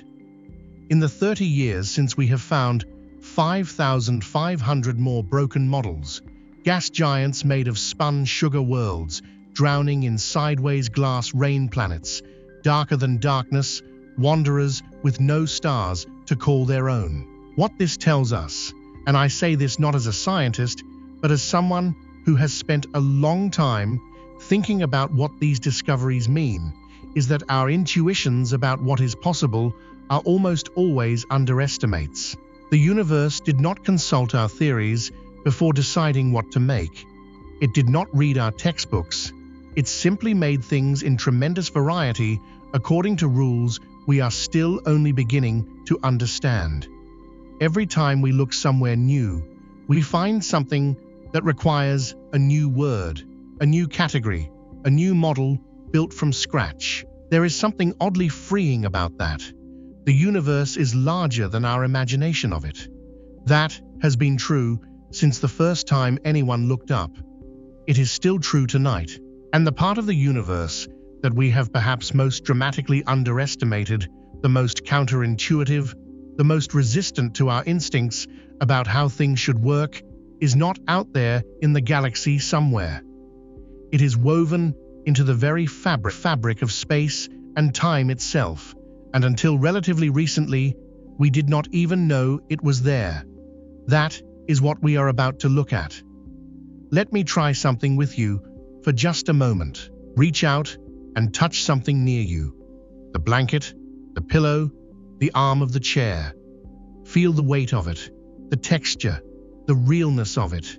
Everything you can feel, everything you can see or taste or measure with any instrument we have ever built, every atom in your body, every star, in every galaxy, in every photograph ever taken. All of that, everything that exists in the observable universe as ordinary matter, accounts for approximately 5% of what the universe actually contains. 5%. The remaining 95% of the universe is made of things that we cannot touch, cannot photograph, cannot detect with any direct instrument, and do not even after decades of serious, brilliant, dedicated effort fully understand. We have given these things names: dark matter and dark energy. The names make them sound like we know what they are. We do not. The names are placeholders, polite labels, attached to the most profound scientific mysteries of our age, our way of saying, something is here and we are working on it. This is not a fringe idea. It is the central mainstream, thoroughly tested conclusion of modern cosmology. And how we arrived at it is a story that stretches across nearly a century, begins with a difficult man being largely ignored, and ends with two groups of astronomers finding something so alarming that they spent a year checking their data before telling anyone what they had found. The story begins in 1933, in a cluttered office at the California Institute of Technology, with a Swiss-American astronomer named Fritz Zwicky, who had a gift for making important discoveries and an even greater gift for annoying his colleagues. Zwicky was studying the Coma Cluster, a dense concentration of more than 1,000 galaxies, roughly 350 million light-years away, bound together by their mutual gravity into a single, enormous system. His method was straightforward: measure how fast the individual galaxies within the cluster were moving relative to each other, then calculate how much total mass the cluster would need in order to keep those galaxies from simply flying apart. The answer he got made no sense. The galaxies in the Coma Cluster were moving far too fast. Based on the visible matter alone, all the stars, all the gas, everything that emitted any light, the cluster should have been unable to hold itself together. The galaxies should have scattered into the surrounding void long ago. But they hadn't. They were still there, still bound, still a coherent structure, which meant that something was holding them together that Zwicky couldn't see. Something with mass, a lot of mass. He estimated the invisible component was at least 500 times greater than the visible one. Zwicky called it dunkel materia, dark matter. He published the finding. The scientific community received it with approximately the level of enthusiasm they typically reserved for things that seemed too inconvenient to deal with immediately. His paper was largely set aside. Zwicky, never a man to be gracious about being ignored, was characteristically furious. But the data sat there waiting. It waited for 40 years. In the late 1960s and through the 1970s, an American astronomer named Vera Rubin was doing something that seemed on the surface almost mundanely technical, measuring how fast stars orbit the centers of spiral galaxies. This is the kind of work that looks from the outside like pure data collection. Careful, systematic, unglamorous. She was using a sensitive spectrograph. Her collaborator Kent Ford had built a device precise enough to detect the tiny Doppler shifts in starlight caused by stars moving at different velocities in their orbits. What she found was the same puzzle Zwicky had encountered, but from a completely different direction. In our solar system, the planets closest to the Sun move fastest. Mercury whips around at roughly 47 kilometers per second. Neptune, out in the cold dark, crawls at about 5. This makes physical sense. Gravity weakens with distance, so outer planets feel a weaker tug and need less orbital speed to avoid falling inward. Physicists expected stars in galaxies to follow the same pattern. Stars near the galactic center should orbit quickly. Stars at the outer edges should orbit slowly. They did not.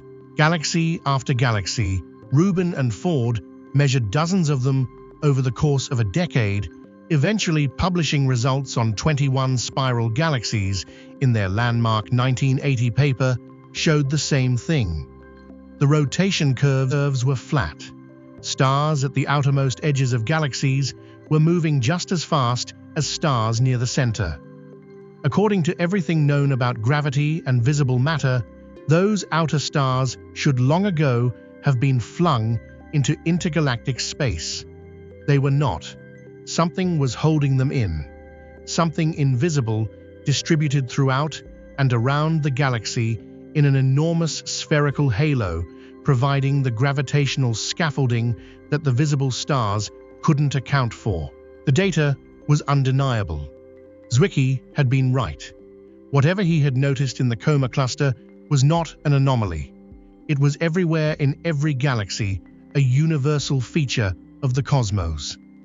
By the early 1980s, the astronomical community had reached a consensus that had been building for nearly 50 years.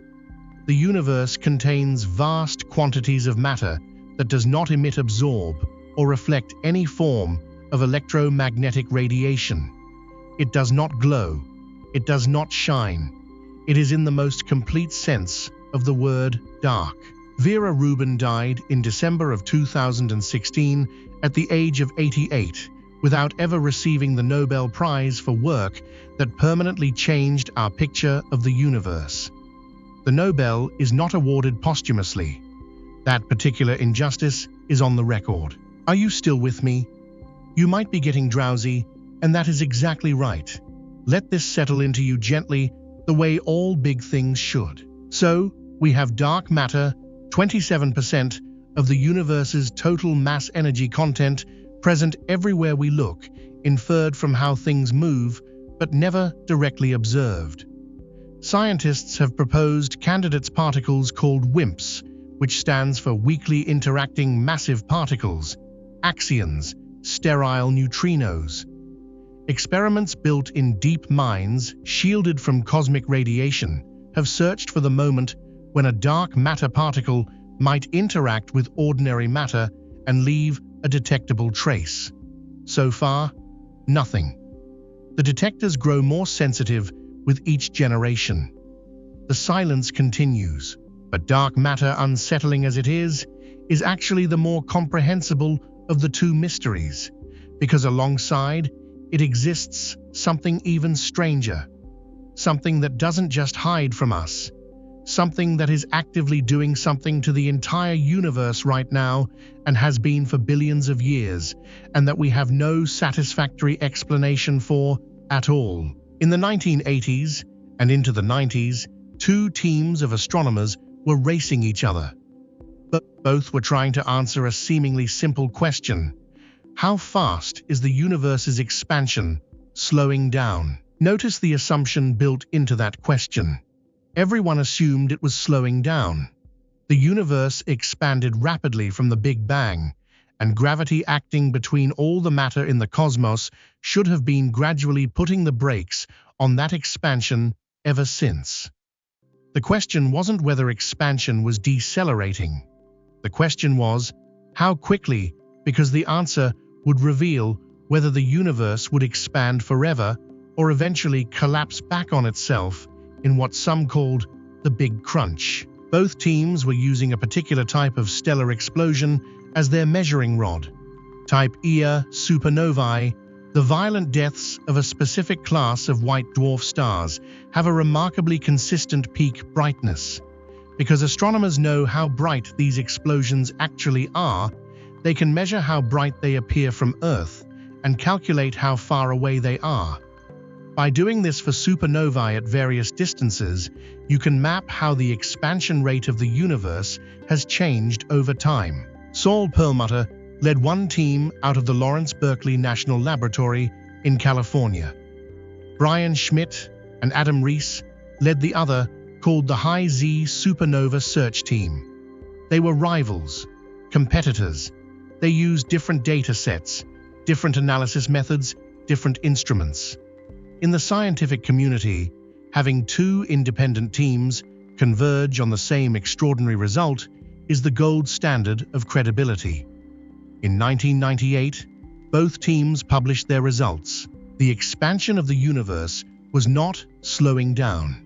It was speeding up. This conclusion was so far outside the realm of what anyone had been expecting that both teams spent considerable time trying to find a mistake.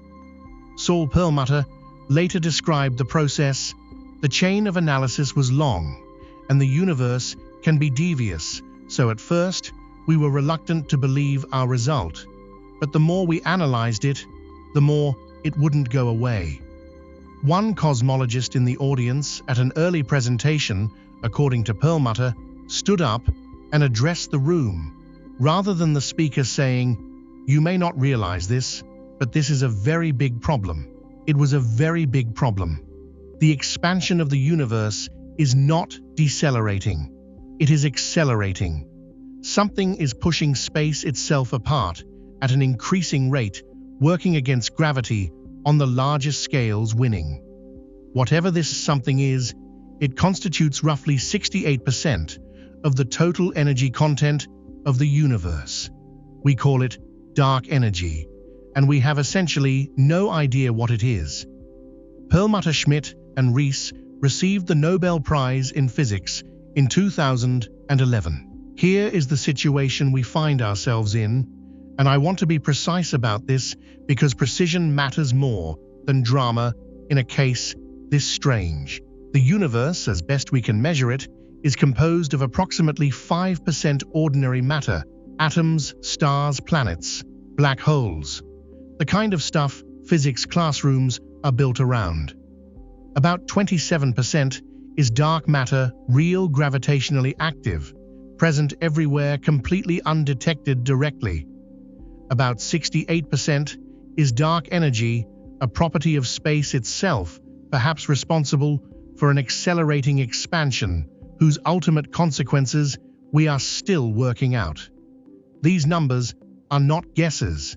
They come from multiple independent lines of evidence that all converge: the cosmic microwave background galaxy, clustering patterns, gravitational lensing, and the supernova measurements that first revealed dark energy, and they are in remarkable agreement with each other. What this means when you sit with it is genuinely staggering. Everything human civilization has ever studied, everything every scientist who ever lived has ever worked on, every telescope pointed at every star, every experiment run in every laboratory, all of that investigation has been aimed at 5% of reality. The remaining 95% has been here the whole time, shaping galaxies, pushing space apart, writing the large-scale structure of the universe according to rules we have not yet deciphered. I find this less terrifying than some people do, and I have thought about why.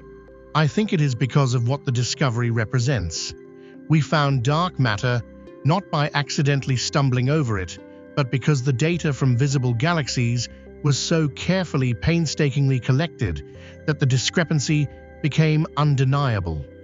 We found dark energy not because it revealed itself, but because two teams of astronomers measured distant explosions so precisely that the universe's own deception, hiding its acceleration behind the apparent brightness of dying stars, could no longer hold. In other words, the universe is mostly invisible to us, and we figured that out anyway, methodically, by doing the math. There is something almost defiant about that. Against the silence of 95% of reality, human curiosity constructed instruments sensitive enough to hear the discrepancy. That strikes me as one of the more remarkable things our species has ever accomplished. And yet I keep coming back to this. Einstein had a hint. When he first applied his equations of general relativity to the universe as a whole back in 1917, the equations kept producing a dynamic universe, one that was either expanding or contracting. This bothered him. The prevailing assumption at the time was that the universe was static, eternal, unchanging on the largest scales.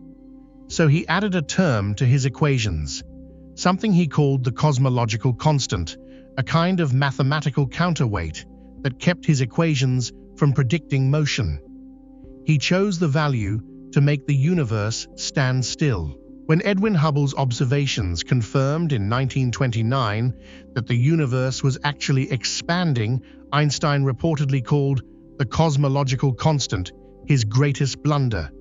He removed it from the equations and moved on. But here is the thing. Dark energy behaves mathematically almost exactly like Einstein's cosmological constant.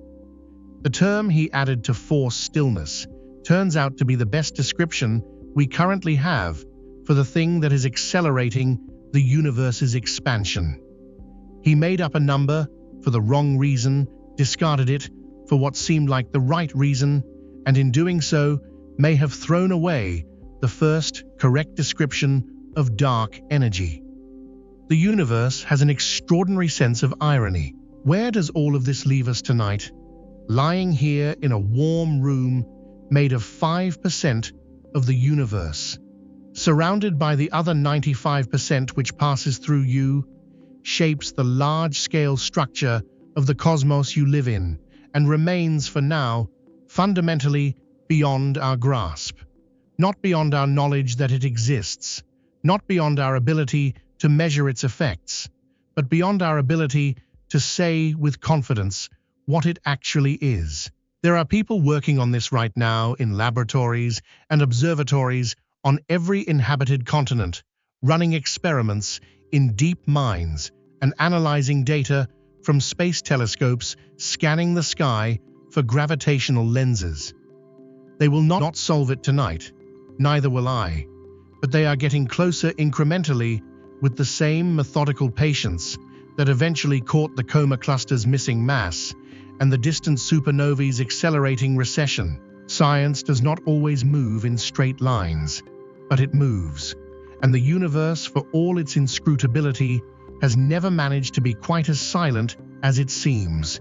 Which brings us to something that has nothing to do with silence, something that has to do with one of the loudest, most violent, most consequential events that the universe produces, and with what those events left behind in the fabric of space and time itself.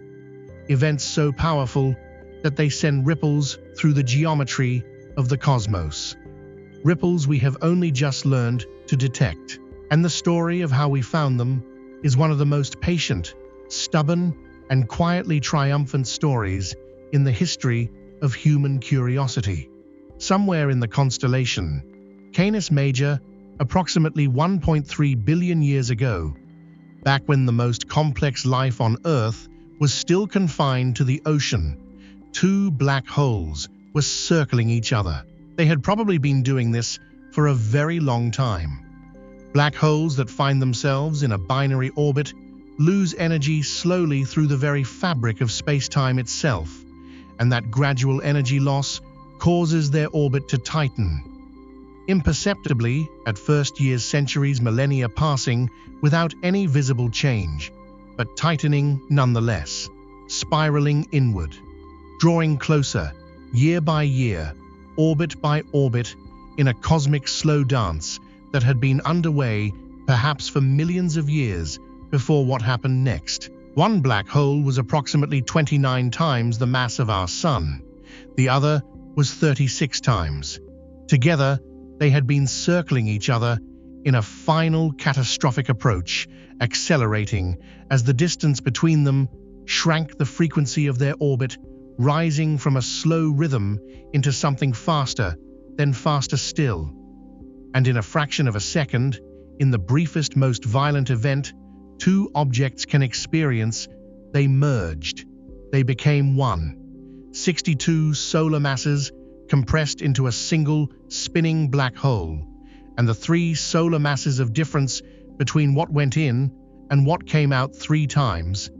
The total mass of the Sun was radiated outward into space in the form of gravitational waves. Pure ripples in the geometry of space-time itself, carrying away energy at a rate that for those few fractions of a second was approximately 50 times greater than the combined luminosity of every star in the entire observable universe. That signal, that chirp, as physicists came to call it, traveled for 1.3 billion years at the speed of light, crossing the darkness, passing through galaxies, arriving at an unremarkable morning on the 14th of September, 2015. And 2 machines in Louisiana and Washington State, built over decades by hundreds of scientists, felt it pass through them.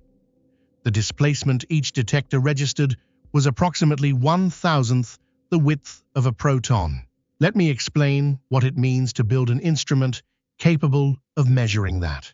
The two detectors of the Laser Interferometer Gravitational Wave Observatory, one near Hanford, Washington, one near Livingston, Louisiana, are each of them essentially a very large L shape. Two arms, each 4 kilometers long, set at a right angle. Inside each arm, in one of the largest vacuums on Earth, a laser beam travels back and forth between mirrors, bouncing approximately 300 times before being measured.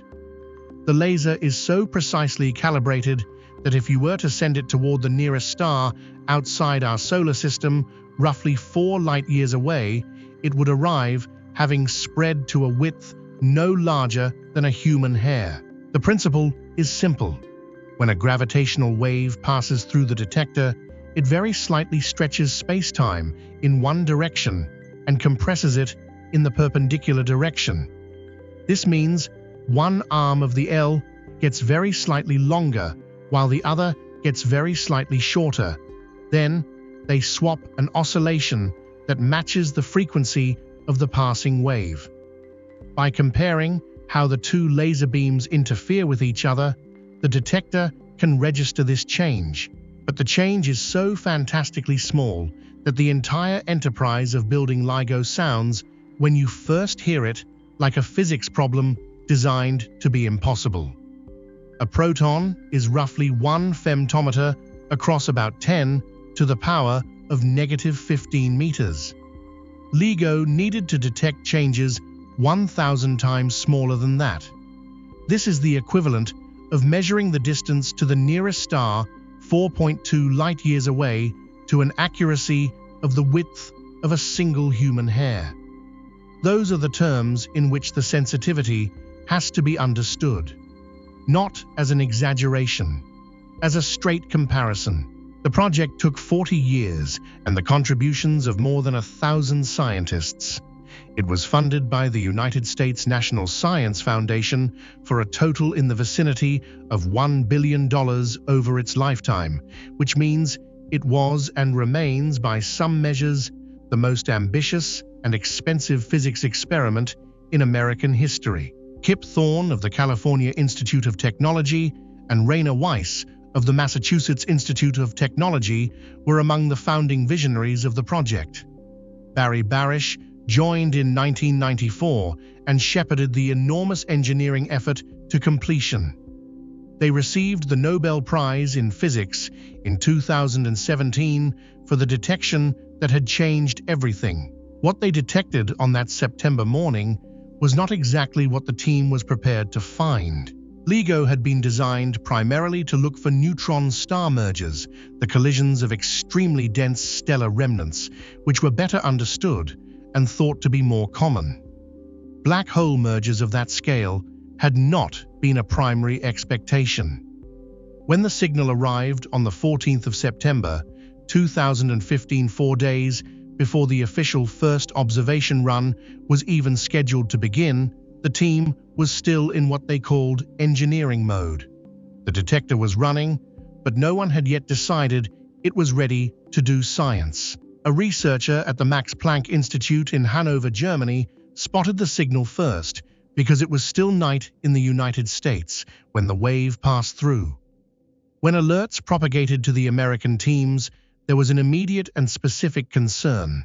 Was this a test injection? LIGO had a procedure of secretly introducing simulated signals to verify the system was working. The signal that had arrived was so clean, so perfectly matching the theoretical template for a black hole merger that several members of the team spent the first hours of that morning simply checking whether someone had accidentally run a test. Someone had not run a test. It seemed too good to be true, recalled one physicist. The team kept the discovery confidential for nearly 5 months while they checked every aspect of the data from every angle. They submitted their paper in January of 2016, and it was published 11 days later in Physical Review Letters in February. The announcement on the 11th of February 2016 was heard around the world. Let me tell you what had actually happened on that morning in 2015, what the detector felt, and why it matters so much. A gravitational wave is not like a sound wave, which requires a medium to travel through. It is not like a light wave, which is a disturbance in the electromagnetic field. A gravitational wave is a disturbance in space-time itself, a ripple in the geometry of the universe. When one passes through, space is very slightly stretched in one direction and compressed in another. You are, in the most technical sense, being gently squeezed and stretched by a change in the shape of reality. You do not feel it. The amplitude of any gravitational wave that has traveled a cosmological distance by the time it reaches Earth is so vanishingly small that no biological organism could possibly sense it. The LIGO detectors, by contrast, were designed for exactly this purpose, and what they recorded has a name: the chirp. The word captures something real. When scientists converted the gravitational wave signal from GW150914 into audible sound by translating the frequency range of the wave into the frequency range of human hearing, the result was a brief, rising tone, a low rumble that swooped upward in pitch over a fraction of a second and then cut off. The inspiral of two black holes spiraling toward merger produces a wave whose frequency increases as the orbit tightens, exactly the way the pitch of a sound rises when its source accelerates. Then, the merger and silence. It is about a fifth of a second long, this sound, that traveled for 1 billion years. And it is, by any reasonable measure, one of the most significant sounds ever recorded by a human instrument. What strikes me most about it, and I have listened to it many times, is how quiet it is. Not in volume, which is an artifact of how it was translated for human ears, but in duration. The death of two black holes, each larger than the Sun, will ever be compressed into something you could miss if you blinked. The universe has a talent for putting the most enormous things into the smallest containers. Einstein predicted gravitational waves in 1916, 1 year after he completed general relativity. He predicted them mathematically as a consequence of his field equations, but he was genuinely uncertain whether they would ever be detected. The waves are produced by accelerating masses, but space-time itself is extraordinarily stiff, extraordinarily resistant to being deformed, which means that even events of tremendous energy produce waves of tiny amplitude. Einstein wrote in a letter in 1936 that he had reached the conclusion that gravitational waves did not exist. He changed his mind. The history of his thinking on this subject is like much of the history of gravitational wave research, a long exercise in someone being wrong, reconsidering being right, then being uncertain again. The LIGO result was, in a very precise sense, the resolution of a century of argument. And here is the detail that no one seems to find as extraordinary as I do: the two teams operating LIGO had expected, when the detectors eventually found something, that they would probably spend months or years analyzing a weak, ambiguous signal before being confident enough to announce anything. Instead, on the very first days of operation, before the official run had begun, the universe sent them a textbook-perfect example of exactly what they were looking for. A binary black hole merger, clean and unambiguous, at a signal-to-noise ratio that their own statisticians described as extraordinary. The universe, it seems, had been waiting. When the instrument finally opened its ears, the cosmos offered a demonstration. Since that September morning, gravitational wave astronomy has become a field in its own right. Dozens of events have been detected: other black hole mergers, neutron-star collisions, one event in 2017 that was simultaneously observed in gravitational waves and in light by dozens of telescopes around the world, allowing for an entirely new kind of astronomical study. Scientists have used gravitational waves to measure distances across the universe, to test general relativity in the most extreme conditions ever observed, to discover black holes of sizes previously not known to exist. There is a detail from the neutron star merger of 2017 that I want to leave with you. When two neutron stars, the remnant cores of dead massive stars, each roughly the mass of the Sun, compressed into a sphere the size of a city, spiral into each other and merge, they do not simply vanish quietly the way black holes do. They produce not only gravitational waves, but an explosion of light, a kilonova, a brief, intensely bright event that sprays heavy elements into space. Gold, platinum, iridium. The elements too heavy to be made by ordinary stellar fusion or even ordinary supernova explosions. The elements that require the extraordinary pressure and neutron density of a neutron star merger to produce.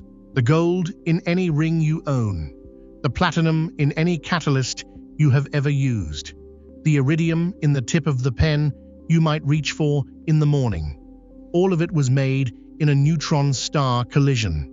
All of it arrived on Earth as the debris of some ancient cataclysm that sent ripples through the fabric of space-time, ripples we could not hear until very recently because we had not yet built the ears. I find this astonishing every time I sit with it, not in an abstract intellectual way, in a way that reaches into the chest and does something there that is hard to name.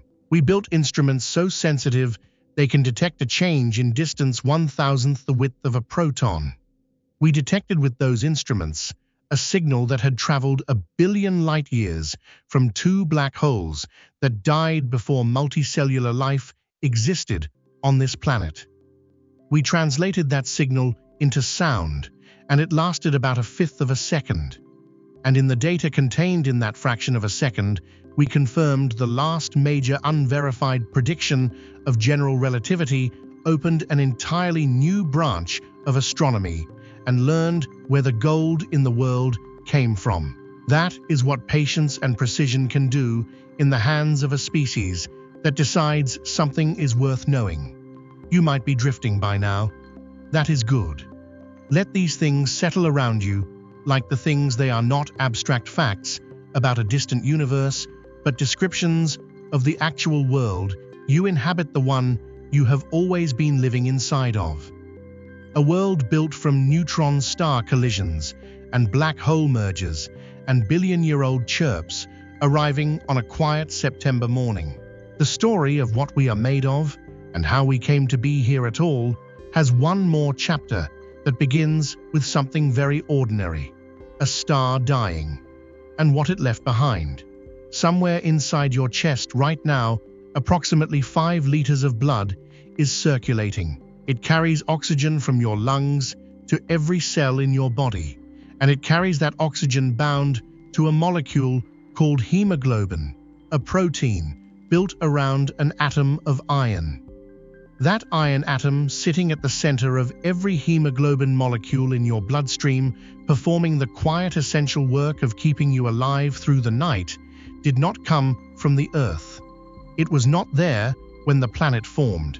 It traveled to Earth from somewhere else aboard the shockwave of a stellar explosion that happened before the Sun existed.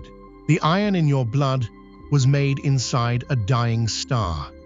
This is not metaphor, it is chemistry, and the story of how it got from there to here, from the core of an ancient massive star to the center of a molecule in your chest, is one of the most improbable and extraordinary journeys in the history of the universe. To understand why stars die the way they do, you have to understand why they live the way they do. A star is at its heart a competition. Gravity pressing inward, trying to collapse everything to a point.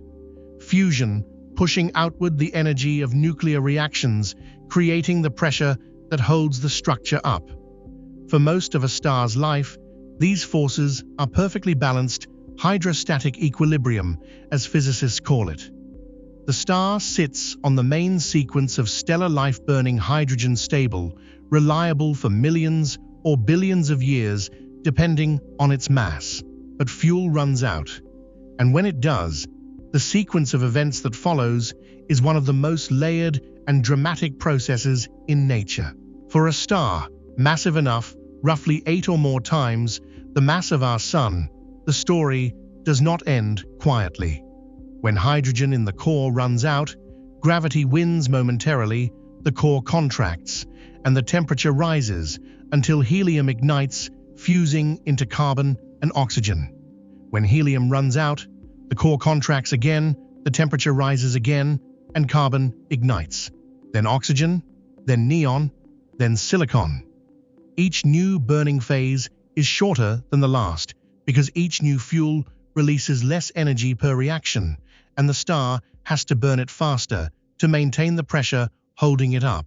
A massive star, in its final stages of life, has a layered interior that astronomers sometimes describe as resembling a cosmic onion. Hydrogen burning in the outermost shell, helium beneath it, carbon beneath that, then oxygen, neon magnesium, and silicon, each layer burning in a progressively smaller, progressively hotter shell around the iron core at the center. And then comes iron. And here, the rules change. Iron is the endpoint of stellar nucleosynthesis. It is element 26 on the periodic table with 26 protons in its nucleus, and it occupies a position in the landscape of atomic physics that is described appropriately as the Valley of Stability. Iron is the most tightly bound of all common nuclei.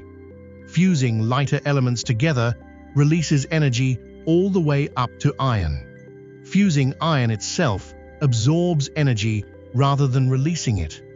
Iron is where the fusion economy of the universe runs out of returns. When silicon burning produces an iron core, there is nothing left to ignite. No new fuel, no new pressure.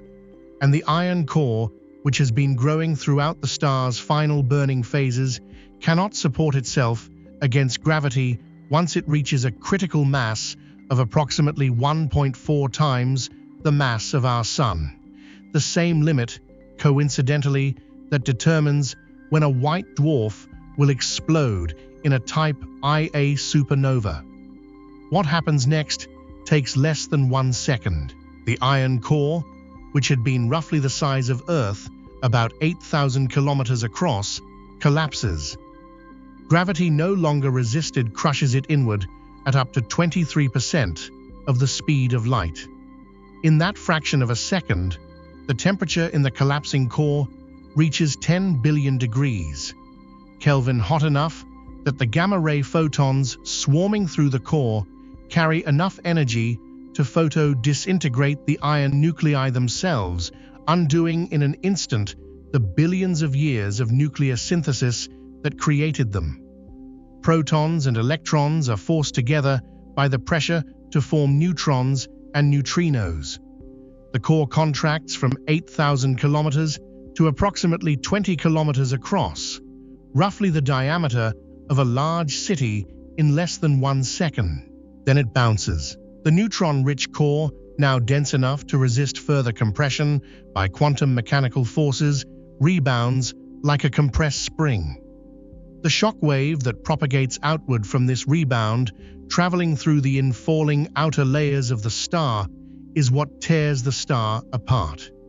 Over the following hours, as the shock wave and an enormous flood of neutrinos carry energy outward through the stellar envelope, the star explodes with a luminosity that for days or weeks can rival the combined brightness of an entire galaxy.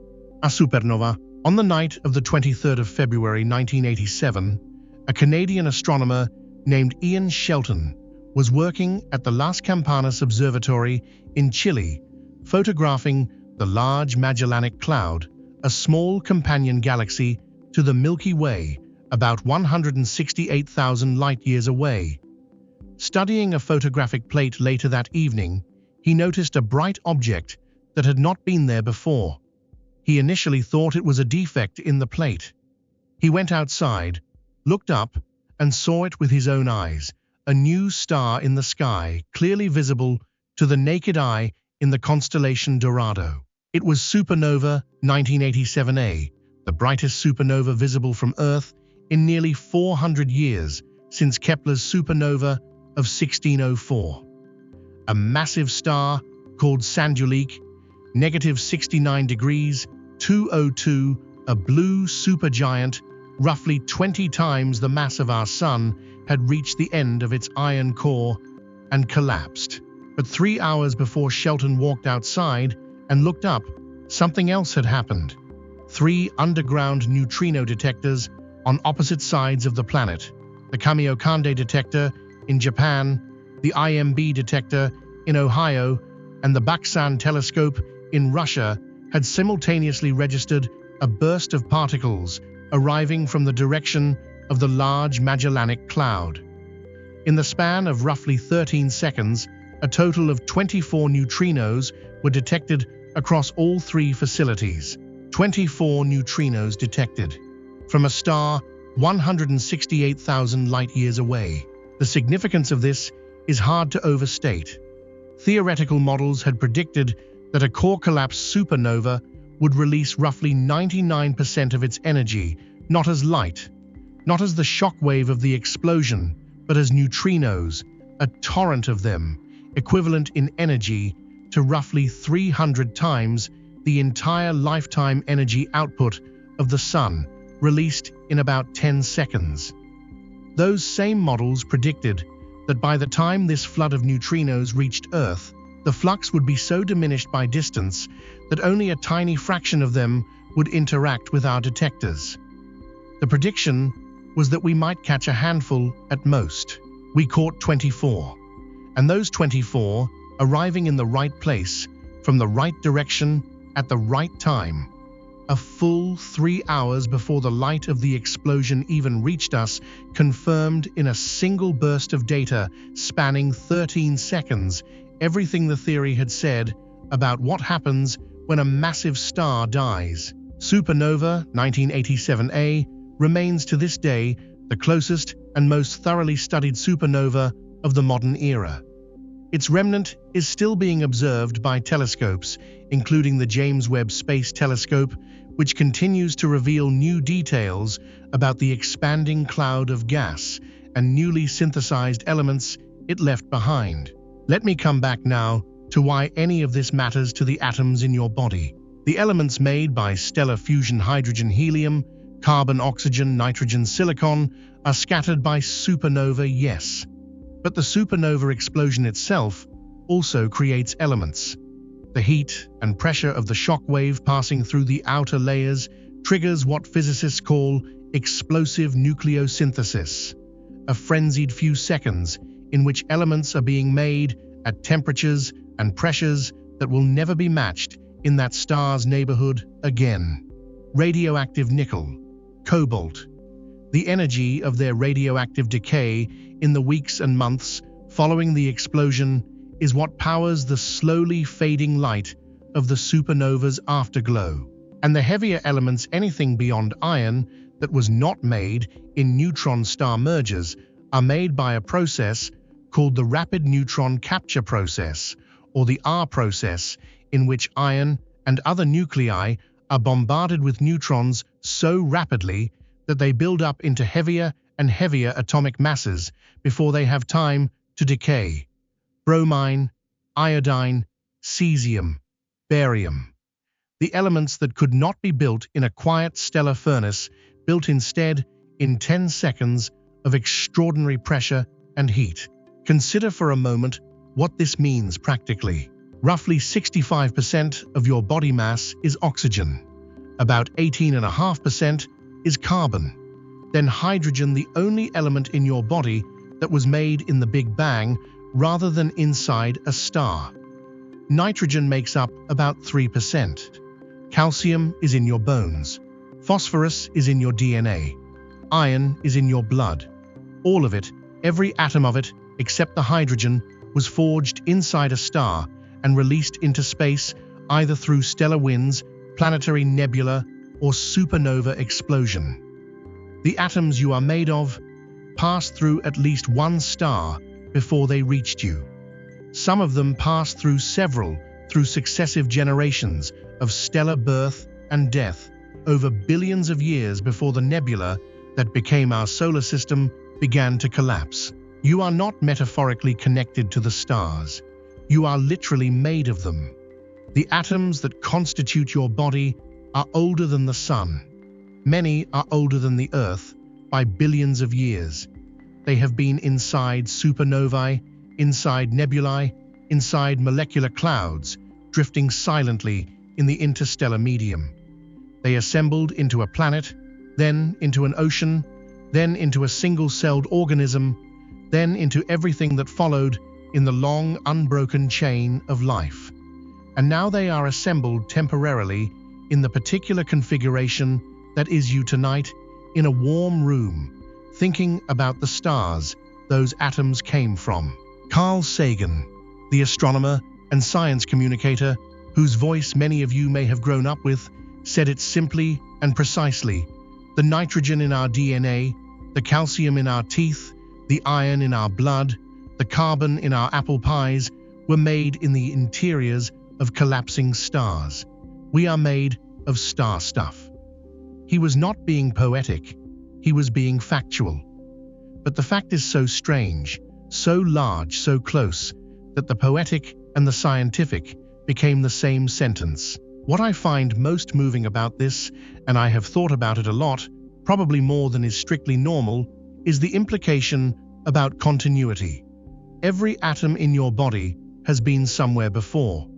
The iron in your blood has been at the center of a hemoglobin molecule, yes, but before that, it was drifting in the interstellar medium for millions of years.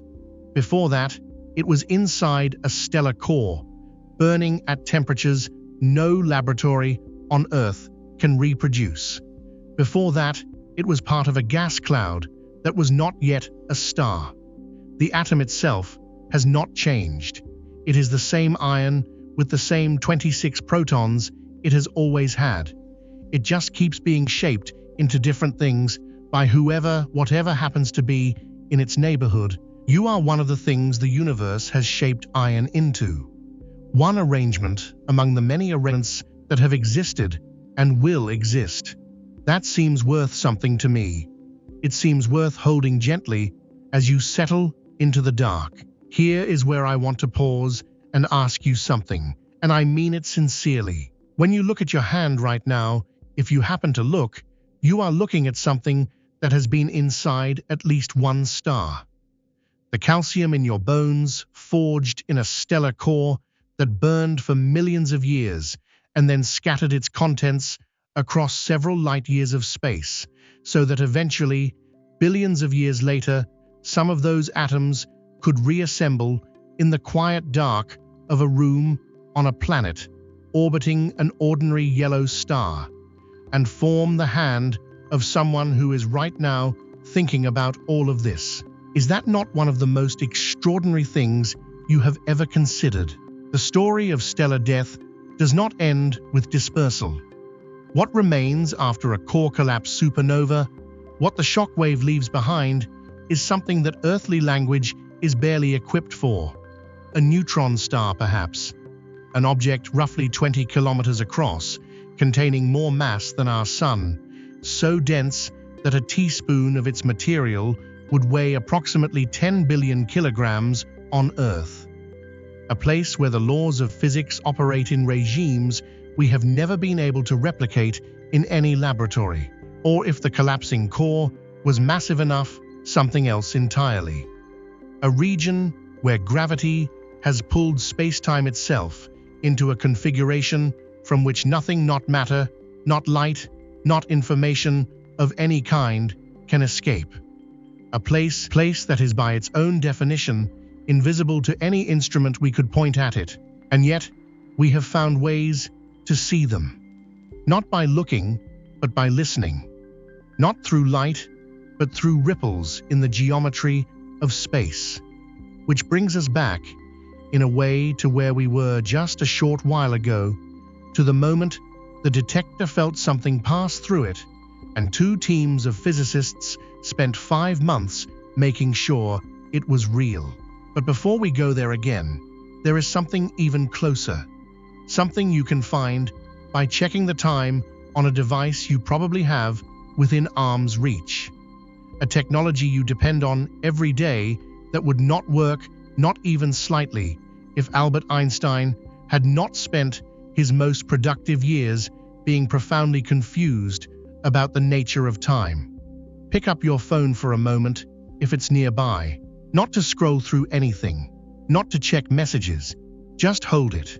Because this small, ordinary object, this thing you probably set on the nightstand without thinking twice, is in a very precise and non-metaphorical sense proof that Einstein was right about the nature of time. If Einstein had been wrong, if time worked the way Newton described it, as an absolute universal flow that ticks at the same rate everywhere, for everyone, regardless of motion or gravity, your phone's navigation system would be wrong by roughly 10 kilometers every single day. It would drift. It would accumulate error. Within a week of launch, the satellites that make positioning work would be so far out of sync with the clocks on the ground that the whole system would be, as one physicist bluntly put it, utterly worthless for navigation. The engineers who built the global positioning system, the satellite network that underlies every navigation application on every device in the world, had to account for the effects of Einstein's theory of relativity just to make the system function at all. They did this not because they found it philosophically interesting. They did it because if they hadn't, the whole thing would have failed. That is what it means to say that relativity is not abstract. It is engineering. To understand why GPS needs Einstein, you need to understand what Einstein actually discovered, and to understand that it helps to start where Einstein himself started, not in a laboratory, not at a university, but at a desk in a patent office in Bern, Switzerland, in the early 1900s. Albert Einstein had graduated from the Federal Polytechnic School in Zurich in 1900. He applied for an academic position and was turned down, and then turned down again, and eventually took a job as a technical expert third class at the Swiss Federal Patent Office, examining patent applications for their novelty and feasibility. He was 23.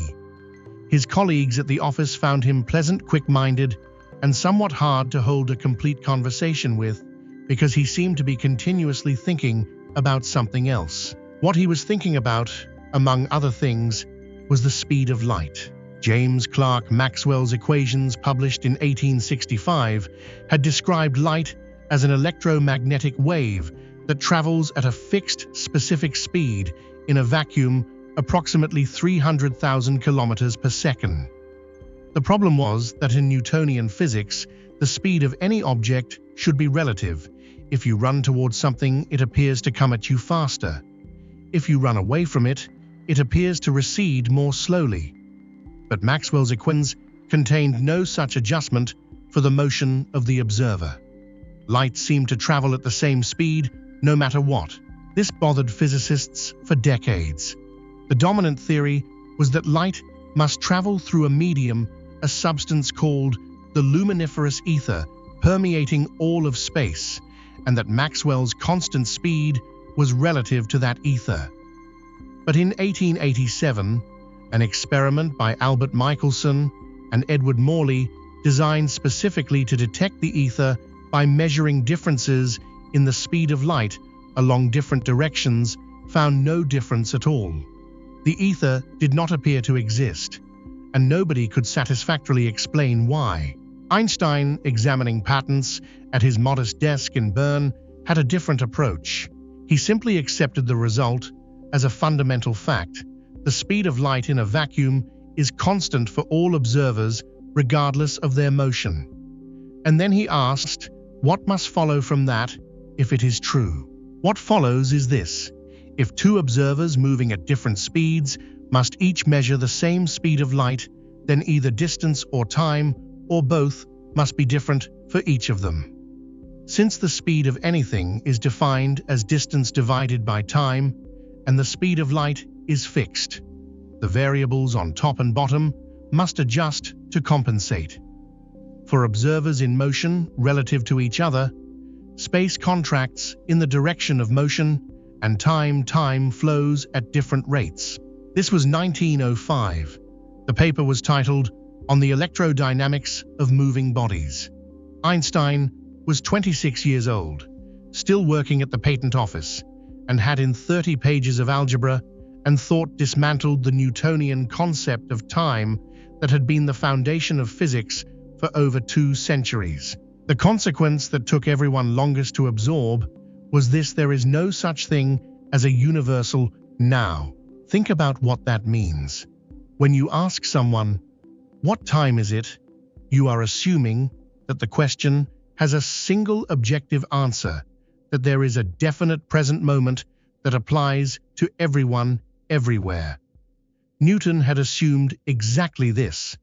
He described time as flowing equably without relation to anything external, a steady uniform river, moving at the same pace throughout the universe. But Einstein showed this was wrong. Two observers moving at different velocities relative to each other will disagree, not because their clocks are broken, but because time actually flows at different rates in different reference frames. An observer moving at high speed ages more slowly than a stationary observer. An observer in stronger gravity ages more slowly than one in weaker gravity. These effects are real, measurable, and not compensated for by any mere recalibration of instruments. The clocks are running at genuinely different rates. The thought experiment Einstein used to illustrate the relativity of simultaneity is elegant in its simplicity. Imagine a very long train moving at constant speed along a track. Lightning strikes both ends of the train at the same moment, as judged by an observer standing on the platform beside the track. Because she is equidistant from both strikes, the light from both reaches her simultaneously. They are simultaneous. But for a passenger seated exactly in the middle of the moving train, the light from the front strike reaches him slightly sooner because he is moving toward that end of the train. From his perspective, the front strike happened first. Both observers are right. Neither clock is wrong. Simultaneity itself, the very concept of at the same time, is not universal. It depends on the observer's state of motion. If this makes you want to pause and stare at the ceiling for a while, I think that is entirely appropriate. It is genuinely disorienting. It was disorienting to Einstein himself, who spent years working through the implications with colleagues before he published, and it remains over a century later one of those ideas that you can understand intellectually without the understanding ever quite becoming comfortable. Now back to your phone. The global positioning system works by maintaining a constellation of 31 satellites in orbit approximately 20,000 kilometers above the Earth's surface. Each satellite carries onboard atomic clocks of extraordinary precision. The satellites continuously broadcast signals containing their exact location and the precise time of transmission.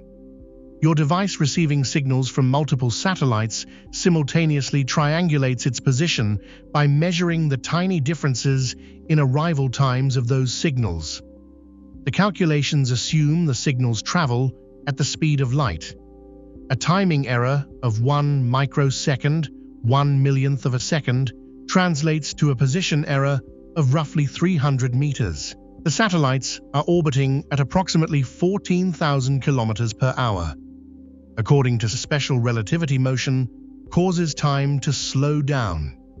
The clocks on the satellites moving that fast, relative to a stationary ground-based clock, should run slower by approximately 7 microseconds per day. But the satellites are also 20,000 kilometers above the Earth's surface, where the gravitational field is weaker than on the ground. According to general relativity, Einstein's later grander theory that extended special relativity to include gravity clocks in weaker gravity run faster than clocks in stronger gravity. The GPS clocks sitting in the relative gravitational lightness of orbit should run faster than ground clocks by approximately 45 microseconds per day. The two effects go in opposite directions, and they do not cancel each other. The net result is that each GPS satellite clock gains approximately 38 microseconds every single day relative to the clocks on the ground.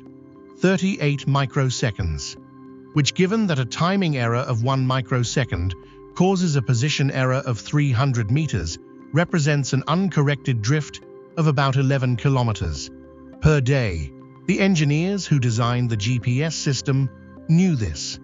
Before launch, the satellite clocks were programmed to tick at a slightly slower rate than their design frequency. Specifically, they were set to run at 10.229999543 MHz instead of exactly 10.23 MHz. That tiny adjustment, a difference of about 4 parts in 10 billion, compensates for the relativistic effects once the satellite reaches orbit and the combination of velocity and reduced gravity takes over. The atomic clocks arrive in orbit. The pre-correction kicks in. The relativistic effects cancel. The system works. If the engineers had ignored Einstein, if they had simply launched the satellites with clocks running at the design frequency and assumed Newton was right about the universality of time, the system would have accumulated a position error of roughly 11 kilometers per day and been completely useless within weeks. In October of 1971, well before GPS existed, two physicists named Joseph Haffel and Richard Keating performed a simpler and more direct test of the same idea. Haffel, an assistant professor at Washington University in St. Louis, had been preparing lecture notes when he did a rough calculation showing that an atomic clock flown around the world on a commercial airliner should accumulate a measurable relativistic time difference compared to an identical clock left on the ground. He spent a year trying to get funding for the experiment, mostly unsuccessfully, until he met Keating, who worked with atomic clocks at the United States Naval Observatory. They received $8,000 in funding from the Office of Naval Research. Of that amount, $7,600 was spent on plane tickets, including 2 seats on each flight for Mr. Clock, as the equipment came to be called. In October of 1971, they flew 4 cesium atomic clocks around the world, twice, once eastward, once westward, on regularly scheduled commercial flights. When the clocks returned to Washington, the physicists compared them to identical clocks that had remained at the Naval Observatory throughout. The eastward clocks had lost approximately 59 nanoseconds. The westward clocks had gained approximately 273 nanoseconds. Einstein's predictions, an eastward loss of 40 nanoseconds, a westward gain of 275 nanoseconds. The match within the experimental uncertainties was essentially exact. Time flows at different rates depending on how fast you are moving and where you are in a gravitational field. This is not a theoretical curiosity. It is an empirically confirmed, repeatedly measured, technologically consequential fact about the universe we live in. I find myself wanting to sit with a specific aspect of all this that I think rarely gets mentioned in discussions of relativity. The GPS engineers, practical, pragmatic people solving an engineering problem, essentially chose Einstein over Newton, not because of philosophical elegance, but because Einstein's predictions matched reality and Newton's didn't. Relativity, which most people encounter as an abstract physics concept, turns out to be more practically reliable for navigation than the centuries of Newtonian mechanics that preceded it. The universe, it seems, does not care which theory we find more intuitive. This is what I mean when I say that the universe has been doing things its own way long before we had the words for it. Time was never the simple, universal river Newton described. It was always this intricate, gravity-dependent, velocity-sensitive weave of rates and rhythms, ticking faster at altitudes slower in the depths of gravitational fields, bending around mass, folding into the fabric of space-time in ways we are still mapping out. Newton was not wrong exactly. His mechanics work extraordinarily well at the velocities and scales of everyday human experience. It is only at the edges, near the speed of light, in strong gravitational fields, in the precision required to navigate by satellite, that the difference between Newton and Einstein becomes measurable. And when it becomes measurable, it becomes unavoidable. Let me offer one more thought before we move on, one that connects all of this to where you are right now. The clock in your phone is synchronized ultimately to the atomic clocks on those satellites which are corrected for relativistic effects, which means the time displayed on your screen right now is a time that has been carefully adjusted to account for the fact that time passed differently for those clocks than it would have on the ground. The number of hours and minutes you see is the result of a correction that Einstein made possible, a correction to something Newton didn't know needed correcting. You are looking at relativistic time every day on the device in your pocket, and the universe you are embedded in, the one where time flows faster at altitude, where black holes slow time near their event horizons towards stillness, where the clocks on satellites need to be pre-tuned before launch. That universe has been this way since the beginning. We simply did not know it until a 26-year-old patent examiner in Bern decided to take a strange experimental result at face value and follow the mathematics wherever it led. Time, as it turns out, is not what anyone thought it was.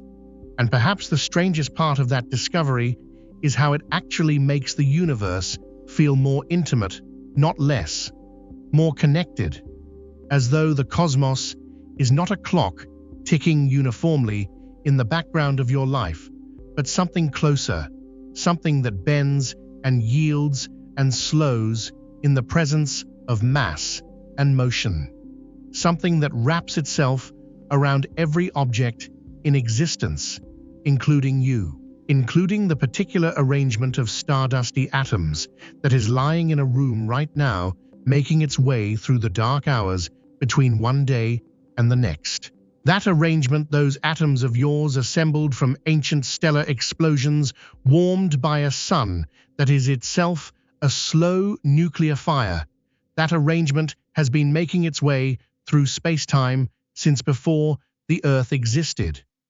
And one of the most extraordinary things about right now, in this particular moment, is how much of the universe chose to come together in exactly this configuration, a conscious thing, aware of the stars it came from, listening to their story in the dark. There is one more chapter left to this story, and it begins with something that has been quietly receding from us for 4.5 billion years, that we still talk to, and that carried a message of its own into the interstellar dark, long before we ever thought to send one. Right now, at this exact moment, a machine the size of a small car is drifting through interstellar space at about 38,000 miles per hour. It has no engine running. It has not had an engine running for decades. It is simply coasting, carried by the momentum from a rocket burn that happened in 1977 when bell-bottom jeans were fashionable and the personal computer did not yet exist. It is powered by the slow radioactive decay of a small quantity of plutonium-238, which generates barely enough electricity to run a handful of instruments, less power than a standard light bulb. And we are still talking to it. Voyager 1 is, as of now, more than 15 billion miles from Earth. A signal sent to it today, traveling at the speed of light, which is the fastest anything can travel, will take roughly 23 hours to arrive. When Voyager's instruments send data back, it takes another 23 hours for that data to reach us. A single exchange, one question and one answer, takes nearly 2 full days. The team of engineers and scientists at the Jet Propulsion Laboratory in Pasadena, California, who still manage the mission, have developed a particular relationship with patience. They send a command, and then they wait. What they are waiting for, when it finally arrives, is the most distant voice a human being has ever heard. The story of Voyager begins with something that happens only once every 176 years. In the mid-1960s, a 25-year-old graduate student at the California Institute of Technology named Gary Flandreau was assigned a rather routine task: identify possible trajectories for future spacecraft missions to the outer planets. While doing so, he noticed something extraordinary in his calculations. In the late 1970s, Jupiter, Saturn, Uranus, and Neptune would all be positioned on the same side of the Sun, in a rough arc, a configuration that would allow a single spacecraft to visit all 4 in sequence, using each planet's gravity to slingshot itself to the next, dramatically reducing both the travel time and the fuel required. This alignment would not recur for 176 years. Flandreau published his finding in 1966. The window, as he identified it, would open in approximately 1977. What followed was one of the most ambitious engineering efforts in history. 2 spacecraft were built Voyager 1 and Voyager 2, each one weighing roughly 825 kilograms, equipped with cameras, magnetometers, plasma wave detectors, and a suite of other instruments designed to characterize environments no probe had ever visited. Voyager 2 launched on the 20th of August, 1977. Voyager 1 launched 16 days later on the 5th of September, and despite leaving later, it traveled a faster route and overtook its twin within months. What those 2 spacecraft returned in the years that followed was staggering. From Jupiter, Voyager 1 sent back photographs of the Great Red Spot in unprecedented detail and discovered something no one had predicted: active volcanoes on the Jovian moon Io, making it the most geologically active body in the solar system. From Saturn, the spacecraft revealed the intricate structure of Saturn's rings in far greater complexity than anyone had imagined. Not a few broad bands, but thousands of individual ringlets, gaps, and density waves produced by the gravitational resonances of the planet's many moons. Then Voyager 1 swung northward, departing the plane of the planets, and began its long, slow journey outward. 47 years after launch, it crossed a boundary that human beings had never crossed before. In August of 2012, instruments aboard Voyager 1 detected a dramatic shift in the environment surrounding the spacecraft. The density of the plasma around it increased sharply.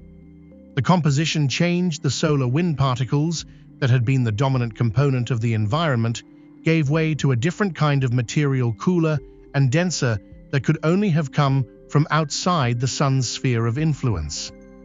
The magnetic field direction shifted. The cosmic ray flux, high-energy particles from beyond the solar system, increased significantly. All of these changes together told a coherent story. Voyager 1 had passed through the heliopause. It had left the sun's domain and entered true interstellar space. It was the first object made by human hands to do so. When the data confirming this crossed, the scientists at the Jet Propulsion Laboratory spent weeks verifying it before making the announcement. They were, as one mission scientist described it, cautious but excited, in the way that you are excited when something you've been working toward for 35 years finally happens. The formal announcement came on the 12th of September 2012. Voyager 2 followed crossing the heliopause in November of 2018 at a slightly different location, which was scientifically significant because having two measurement points on the boundary of the Sun's bubble allowed researchers to study its shape and properties in ways that a single crossing never could. Between them, the two spacecraft are now mapping a part of the universe that no other instrument has ever directly sampled. The interstellar medium, that thin ancient mixture of gas and magnetic fields and cosmic rays that we have only ever observed from the inside, they are measuring from within it, sending back data point by data point at 23 hours per message. But here is the thing about Voyager that I find most affecting, and I have spent a long time trying to work out why. Before Voyager 1 turned its cameras off for the final time to conserve power for other instruments, there was one last photograph it was asked to take. Carl Sagan, the planetary scientist and communicator who had been involved with the Voyager project from its earliest days and who had championed the golden record that the spacecraft carries, proposed in 1981 that the cameras be turned around for one last look at home. The idea was initially rejected. The image would have no scientific value, people argued. Earth from that distance would be invisible, a speck indistinguishable from background noise. Sagan persisted. Over years, he kept making the case. The image was finally approved in 1989, and on the 14th of February 1990, as Voyager 1 sat more than 6 billion kilometers from the Sun. Farther out, the Neptune, the cameras were activated one final time. The resulting image shows Earth as a fraction of a pixel, a pale, barely there point of light caught in a scattered sunbeam from the camera's optics. In the photograph, Earth is smaller than the thickness of a human hair, held at arm's length. Everything that has ever happened to our species, every war, every love story, every cathedral, every sunset anyone ever stopped to notice, is contained in that speck.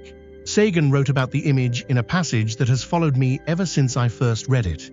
He described Earth as a mote of dust suspended in a sunbeam and said, "That's here, that's home, that's us.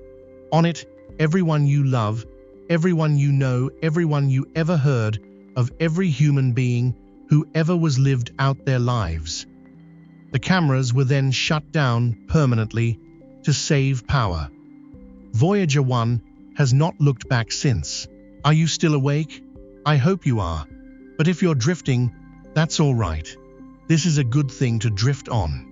The golden record deserves its own moment of attention because it is one of the most peculiar and beautiful things our species has ever done.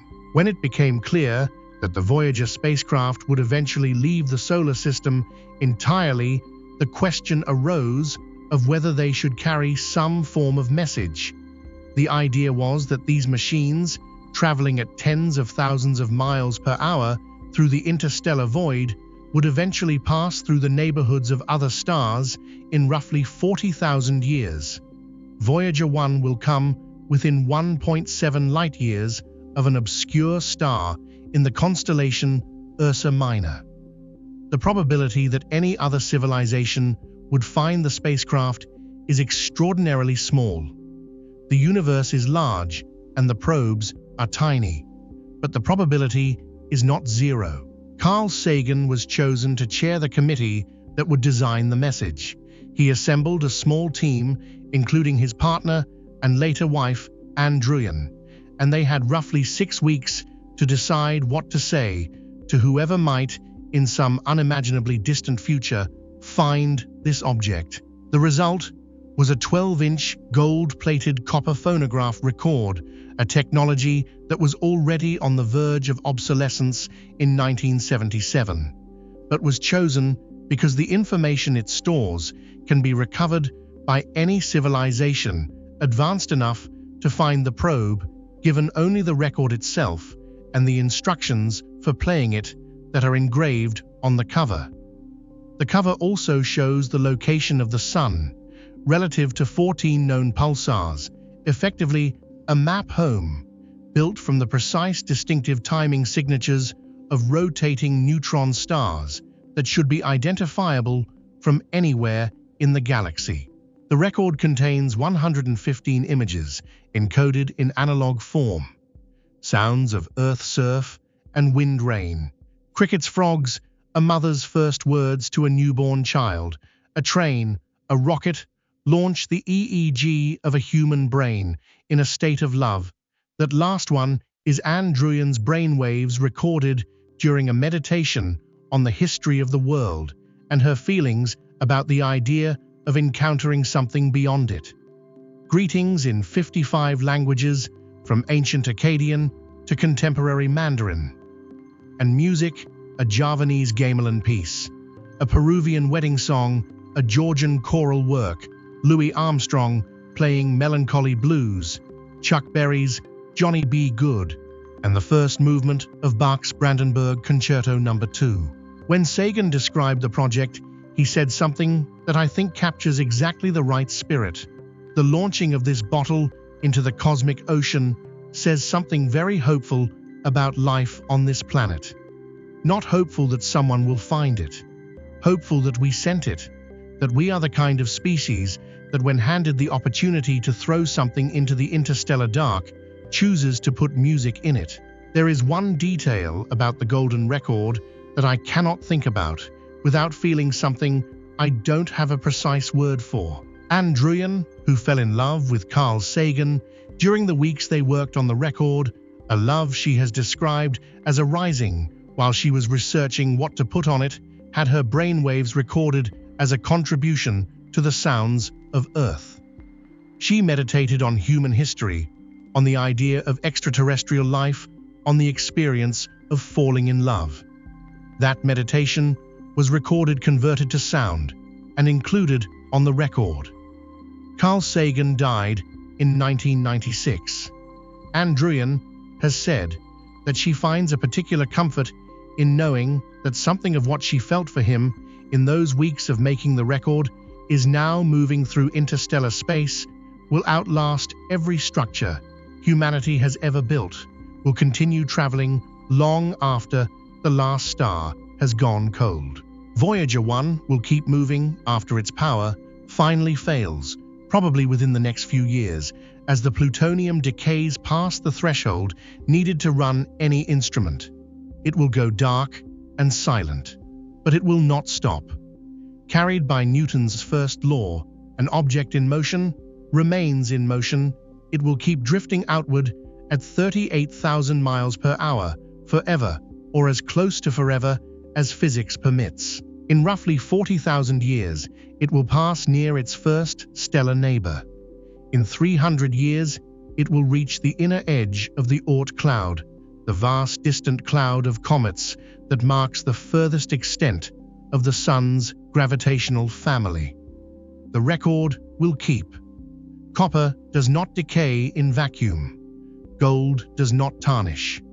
The sounds and images inside the Bach, the brainwaves, the greeting from a child, the sound of rain will remain playable in principle for 1 billion years. 1 billion years. That is longer than multicellular life has existed on Earth. Whatever finds that record, in whatever unimaginable future, will hear something that was made on a Tuesday afternoon in 1977 by a group of people who stayed up too late, worked too hard, and cared enormously about the idea that something of us should survive the boundaries of this small, warm world. Here is what I keep returning to after everything. Voyager 1 is now so far away that a signal from it travels for nearly a full day before it reaches us. It is powered by less electricity than a light bulb. It was built with technology that a modern smartphone would make look primitive. It was launched by a civilization that at that moment had never visited another star, had no confirmed knowledge of any planet beyond our solar system, and had only the vaguest mathematical sense of what interstellar space was like. And it is out there, right now, moving, sending somewhere in the dark between the stars, carrying a gold record with music on it, drifting farther from the sun every second that passes, while you breathe and rest and let the dark settle around you. That is not a metaphor. That is what is actually happening tonight in the universe you actually live in. And what that universe is doing with its remaining time, where it is going, what it is becoming, what will be left of it in the end, is a question so large and so strange that it requires a different kind of quiet to hold. The kind of quiet that comes at the very end of a long night. The kind we are almost to. We have come a long way tonight. From the first light that ever traveled freely through the universe to the iron in your blood, forged in a dying star. From black holes merging 1 billion years ago to the gold record drifting silently through interstellar space. From the violent birth of the moon to the patient recession of time, bending quietly around every satellite in orbit. And through all of it, the dark matter, the glass rain, the pale blue dot, the ancient photons passing through your skin as you breathe through all of it. One question has been sitting quietly at the edge of everything else. What happens next? Not to you, not to Earth, but to all of it, to the universe itself, still in motion, still expanding, still becoming something it has never been before. I want to sit with you in that question for a little while longer. The night sky you see when you step outside on a clear evening is in one very specific sense a temporary thing. Right now, the Milky Way is not alone.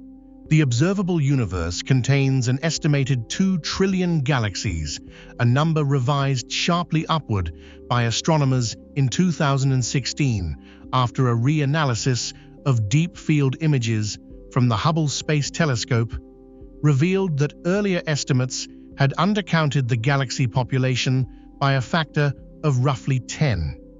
2 trillion galaxies each, containing hundreds of billions of stars. The universe, from this vantage point, appears almost incomprehensibly full. But here is what dark energy is quietly doing to all of that fullness. Because the universe is expanding, and that expansion is accelerating, the most distant galaxies are already receding from us faster than the speed of light, not because they are moving through space at that velocity, but because the space between us is growing. At some point, a galaxy becomes so far away that its light can never reach us, no matter how long we wait. It has crossed what cosmologists call the cosmic event horizon. It is for all practical purposes gone. The galaxies we can see today have not all crossed that line yet, but most of them will.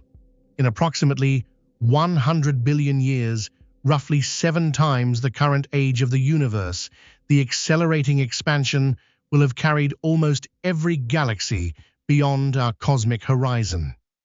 From inside the Milky Way, at that point, assuming anything is alive to look, the night sky will contain only the stars of our own local gravitational family, the local group. Those galaxies bound tightly enough to each other by gravity to resist the expansion. Everything else will have slipped away beyond reach, beyond sight, beyond the possibility of ever knowing it was there. The universe will still be full of things, but those things will be invisible to each other. Before we reach that lonely horizon, something closer will happen, something both violent and in its own way strangely beautiful. The Andromeda Galaxy, that faint smudged oval that you can just barely see with the naked eye on the darkest autumn nights 2.5 million light-years away, is heading toward us. It has been heading toward us for billions of years, pulled by gravity across the expanding void. Right now, it is approaching at roughly 110 kilometers per second. In approximately 4.5 billion years, the leading edges of the two galaxies will begin to interact. What follows will not be a collision in any ordinary sense. The space between individual stars is so vast, so incomprehensibly sparse, that the chance of any two stars actually striking each other is essentially zero. What happens instead is a gravitational ballet of enormous scale, the shapes of both galaxies distorting tidal streams of stars being drawn out into long arcing threads. Both spiral structures obliterated the galaxies passing through each other once, twice, several times over the course of billions of years before finally settling into a single merged object. Astronomers who have run simulations of this collision describe what the night sky would look like during the most dramatic phases. In roughly 3.5 billion years, Andromeda will be large enough in the sky to span several times the width of the full moon. By 4 billion years, it will stretch from horizon to horizon, not the faint smudge we see today, but a bright, complex river of light, cutting across everything, a second Milky Way, sharing the sky with our own. The night sky of that era, if any eyes existed to see it, would be completely unrecognizable. No constellation would look familiar. The sky itself would be transformed. The resulting merged galaxy, which cosmologists have taken to calling Milkomeda or Milkdromeda, depending on which paper you read, will likely be a giant elliptical galaxy. No more spiral arms, no more orderly rotation, just an enormous, slowly rotating cloud of roughly 1,300,000,000,000 stars settling into a new configuration around a merged central black hole that dwarfs anything in either galaxy today. Our Sun, according to the simulations, will probably survive the merger. There is a 12% chance it gets gravitationally flung far out into the outer reaches of Milkomeda, effectively ejected, though still gravitationally bound. Either way, the Sun itself has enough fuel to continue for another 5 billion years beyond now, carrying whatever remains of the solar system with it through the chaos of the collision and out the other side. Let me step further out now, much further, into timescales that require a different kind of attention. The era we live in, this current chapter of the universe's life, when stars are forming and burning and dying across trillions of galaxies, has a name. Astronomers call it the stelliferous era, the age of stars. It began roughly 100 million years after the Big Bang, when the first population 3 stars ignited in the cosmic dark. It will end in approximately 100 trillion years, when the last red dwarf stars, the smallest, faintest, most fuel-efficient stars in existence, finally exhaust the last of their hydrogen and go cold. 100 trillion years. Written out, 1 followed by 14 zeros. The current age of the universe is 13.8 billion years, which is 13.8 followed by 9 zeros. We are not even in the first 1% of the stelliferous era. We are in the opening pages of the age of stars. Everything that human civilization has ever known, every empire and invention and love story and scientific discovery occupies an amount of time so small relative to the era of stars that it does not register on any scale we have the numbers to describe. When the last red dwarf finally exhausts its hydrogen and fades to a cold, black dwarf, no new stars will form. The gas that would have made them will be gone. What remains will be the stellar remnants, white dwarfs cooling over trillions of years, neutron stars, black holes, and those cold, black dwarfs. The corpses of the smallest stars cooling toward absolute zero, never igniting, never shining again. This is the degenerate era, roughly 10,000 trillion years of slowly cooling stellar remnants drifting in the dark of a universe that has stopped making new suns. Beyond the degenerate era lies the black hole era. As the white dwarfs and neutron stars gradually evaporate through processes involving quantum mechanics and proton decay that operate on timescales of 10 to the 34th power years and beyond, only black holes will remain. Enormous, patient, almost perfectly isolated objects, the last concentrations of mass in the universe, slowly evaporating through a process called Hawking radiation. Stephen Hawking predicted in 1974 that black holes are not truly permanent, that quantum effects at the event horizon allow them to emit a tiny, steady flux of radiation, losing mass infinitesimally slowly over time. A black hole the mass of our Sun would evaporate completely in roughly 10 to the 67th power years. A supermassive black hole, the kind that sits at the center of a large galaxy containing billions of solar masses, would take until approximately 10 to the 100th power years to fully evaporate. That number is 1 followed by 100 zeros, which mathematicians call a googol years. Every star that ever burned in the entire history of the universe would have been dark for incomprehensible lengths of time before the last supermassive black hole finishes its slow evaporation. When it does, there is nothing left to form another one. What remains after that in the dark era beyond the googol is a universe of almost unimaginable thinness, a dilute soup of photons and electrons and positrons expanding forever in every direction, the temperature approaching absolute zero from above, without ever quite reaching it, the entropy approaching its maximum. No structure, no concentration, no temperature gradients to drive any process, no free energy to do any work. The universe will be in the most complete sense of the word still. This is what physicists call heat death.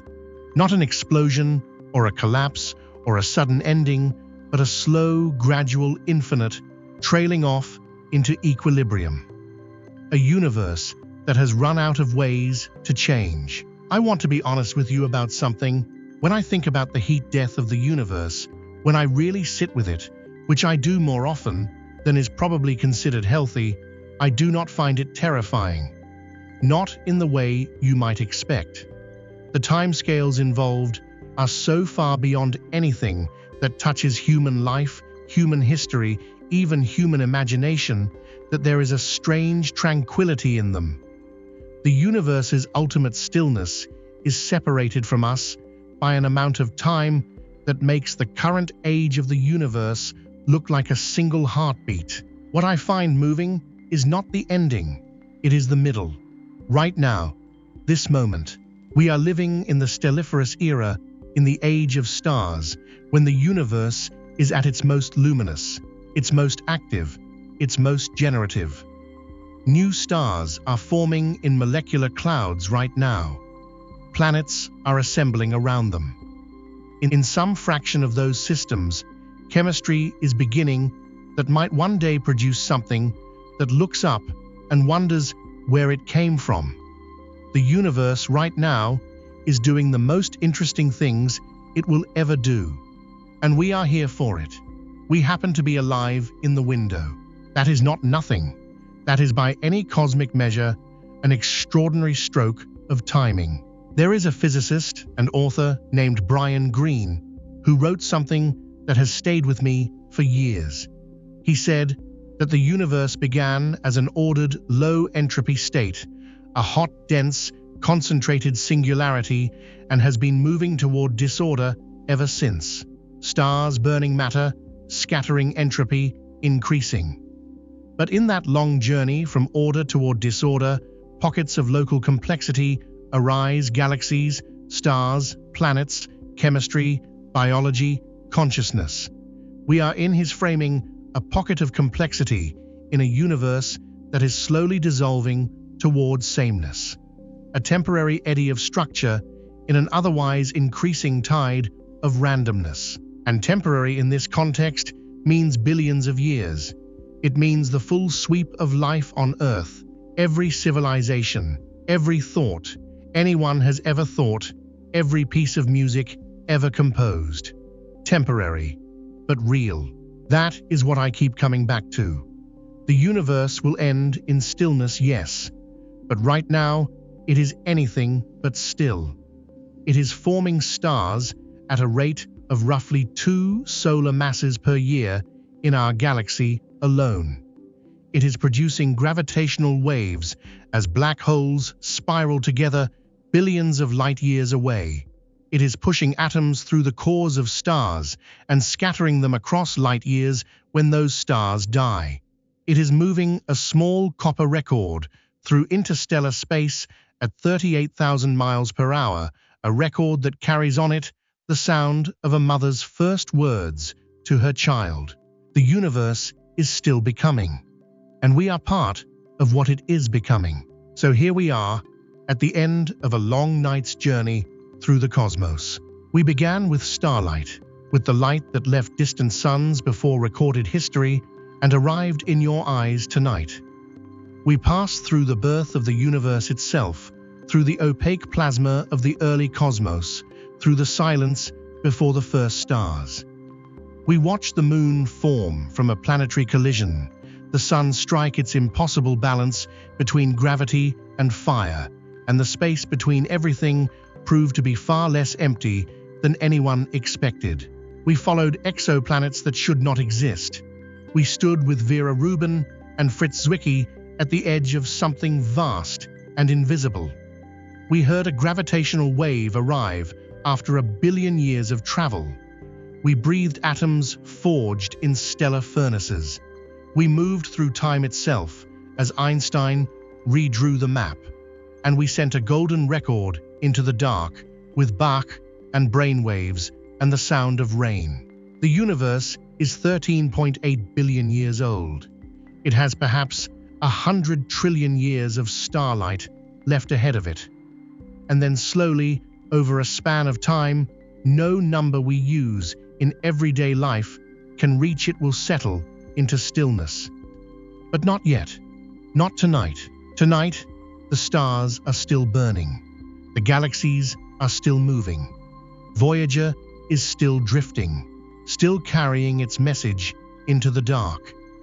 The Andromeda Galaxy, that faint smudge you might have seen once, on the right night, in the right place, is drawing 4 millimeters closer to us every second, pulled by the same gravity that holds everything together. And you made of oxygen, forged in a supernova of carbon, assembled in a stellar furnace of iron, carried here from a star that died before our sun was born. You have spent a few hours lying in the dark, thinking about where all of this came from. That is one of the most extraordinary things a universe can produce.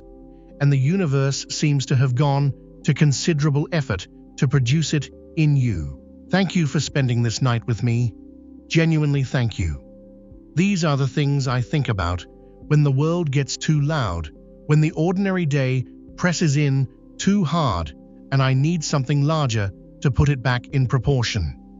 The universe does that for me. I hope tonight it did a little of that for you. If you found something in here worth keeping a thought about starlight, or the iron in your blood, or the golden record drifting through the dark, I would love to know about it. Leave it in the comments. Tell me which part settled something for you, or surprised you, or made you want to look up the next time you are outside at night.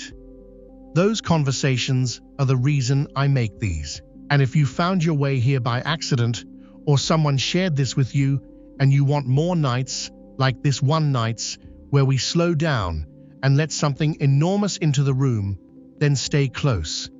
There are more stories waiting, more corners of the universe that most people have never thought to visit, more questions that have the particular quality of making you feel strangely less alone. The universe is still becoming. And so, I suspect, are you. Sleep well, and look up when you can. The stars have been waiting.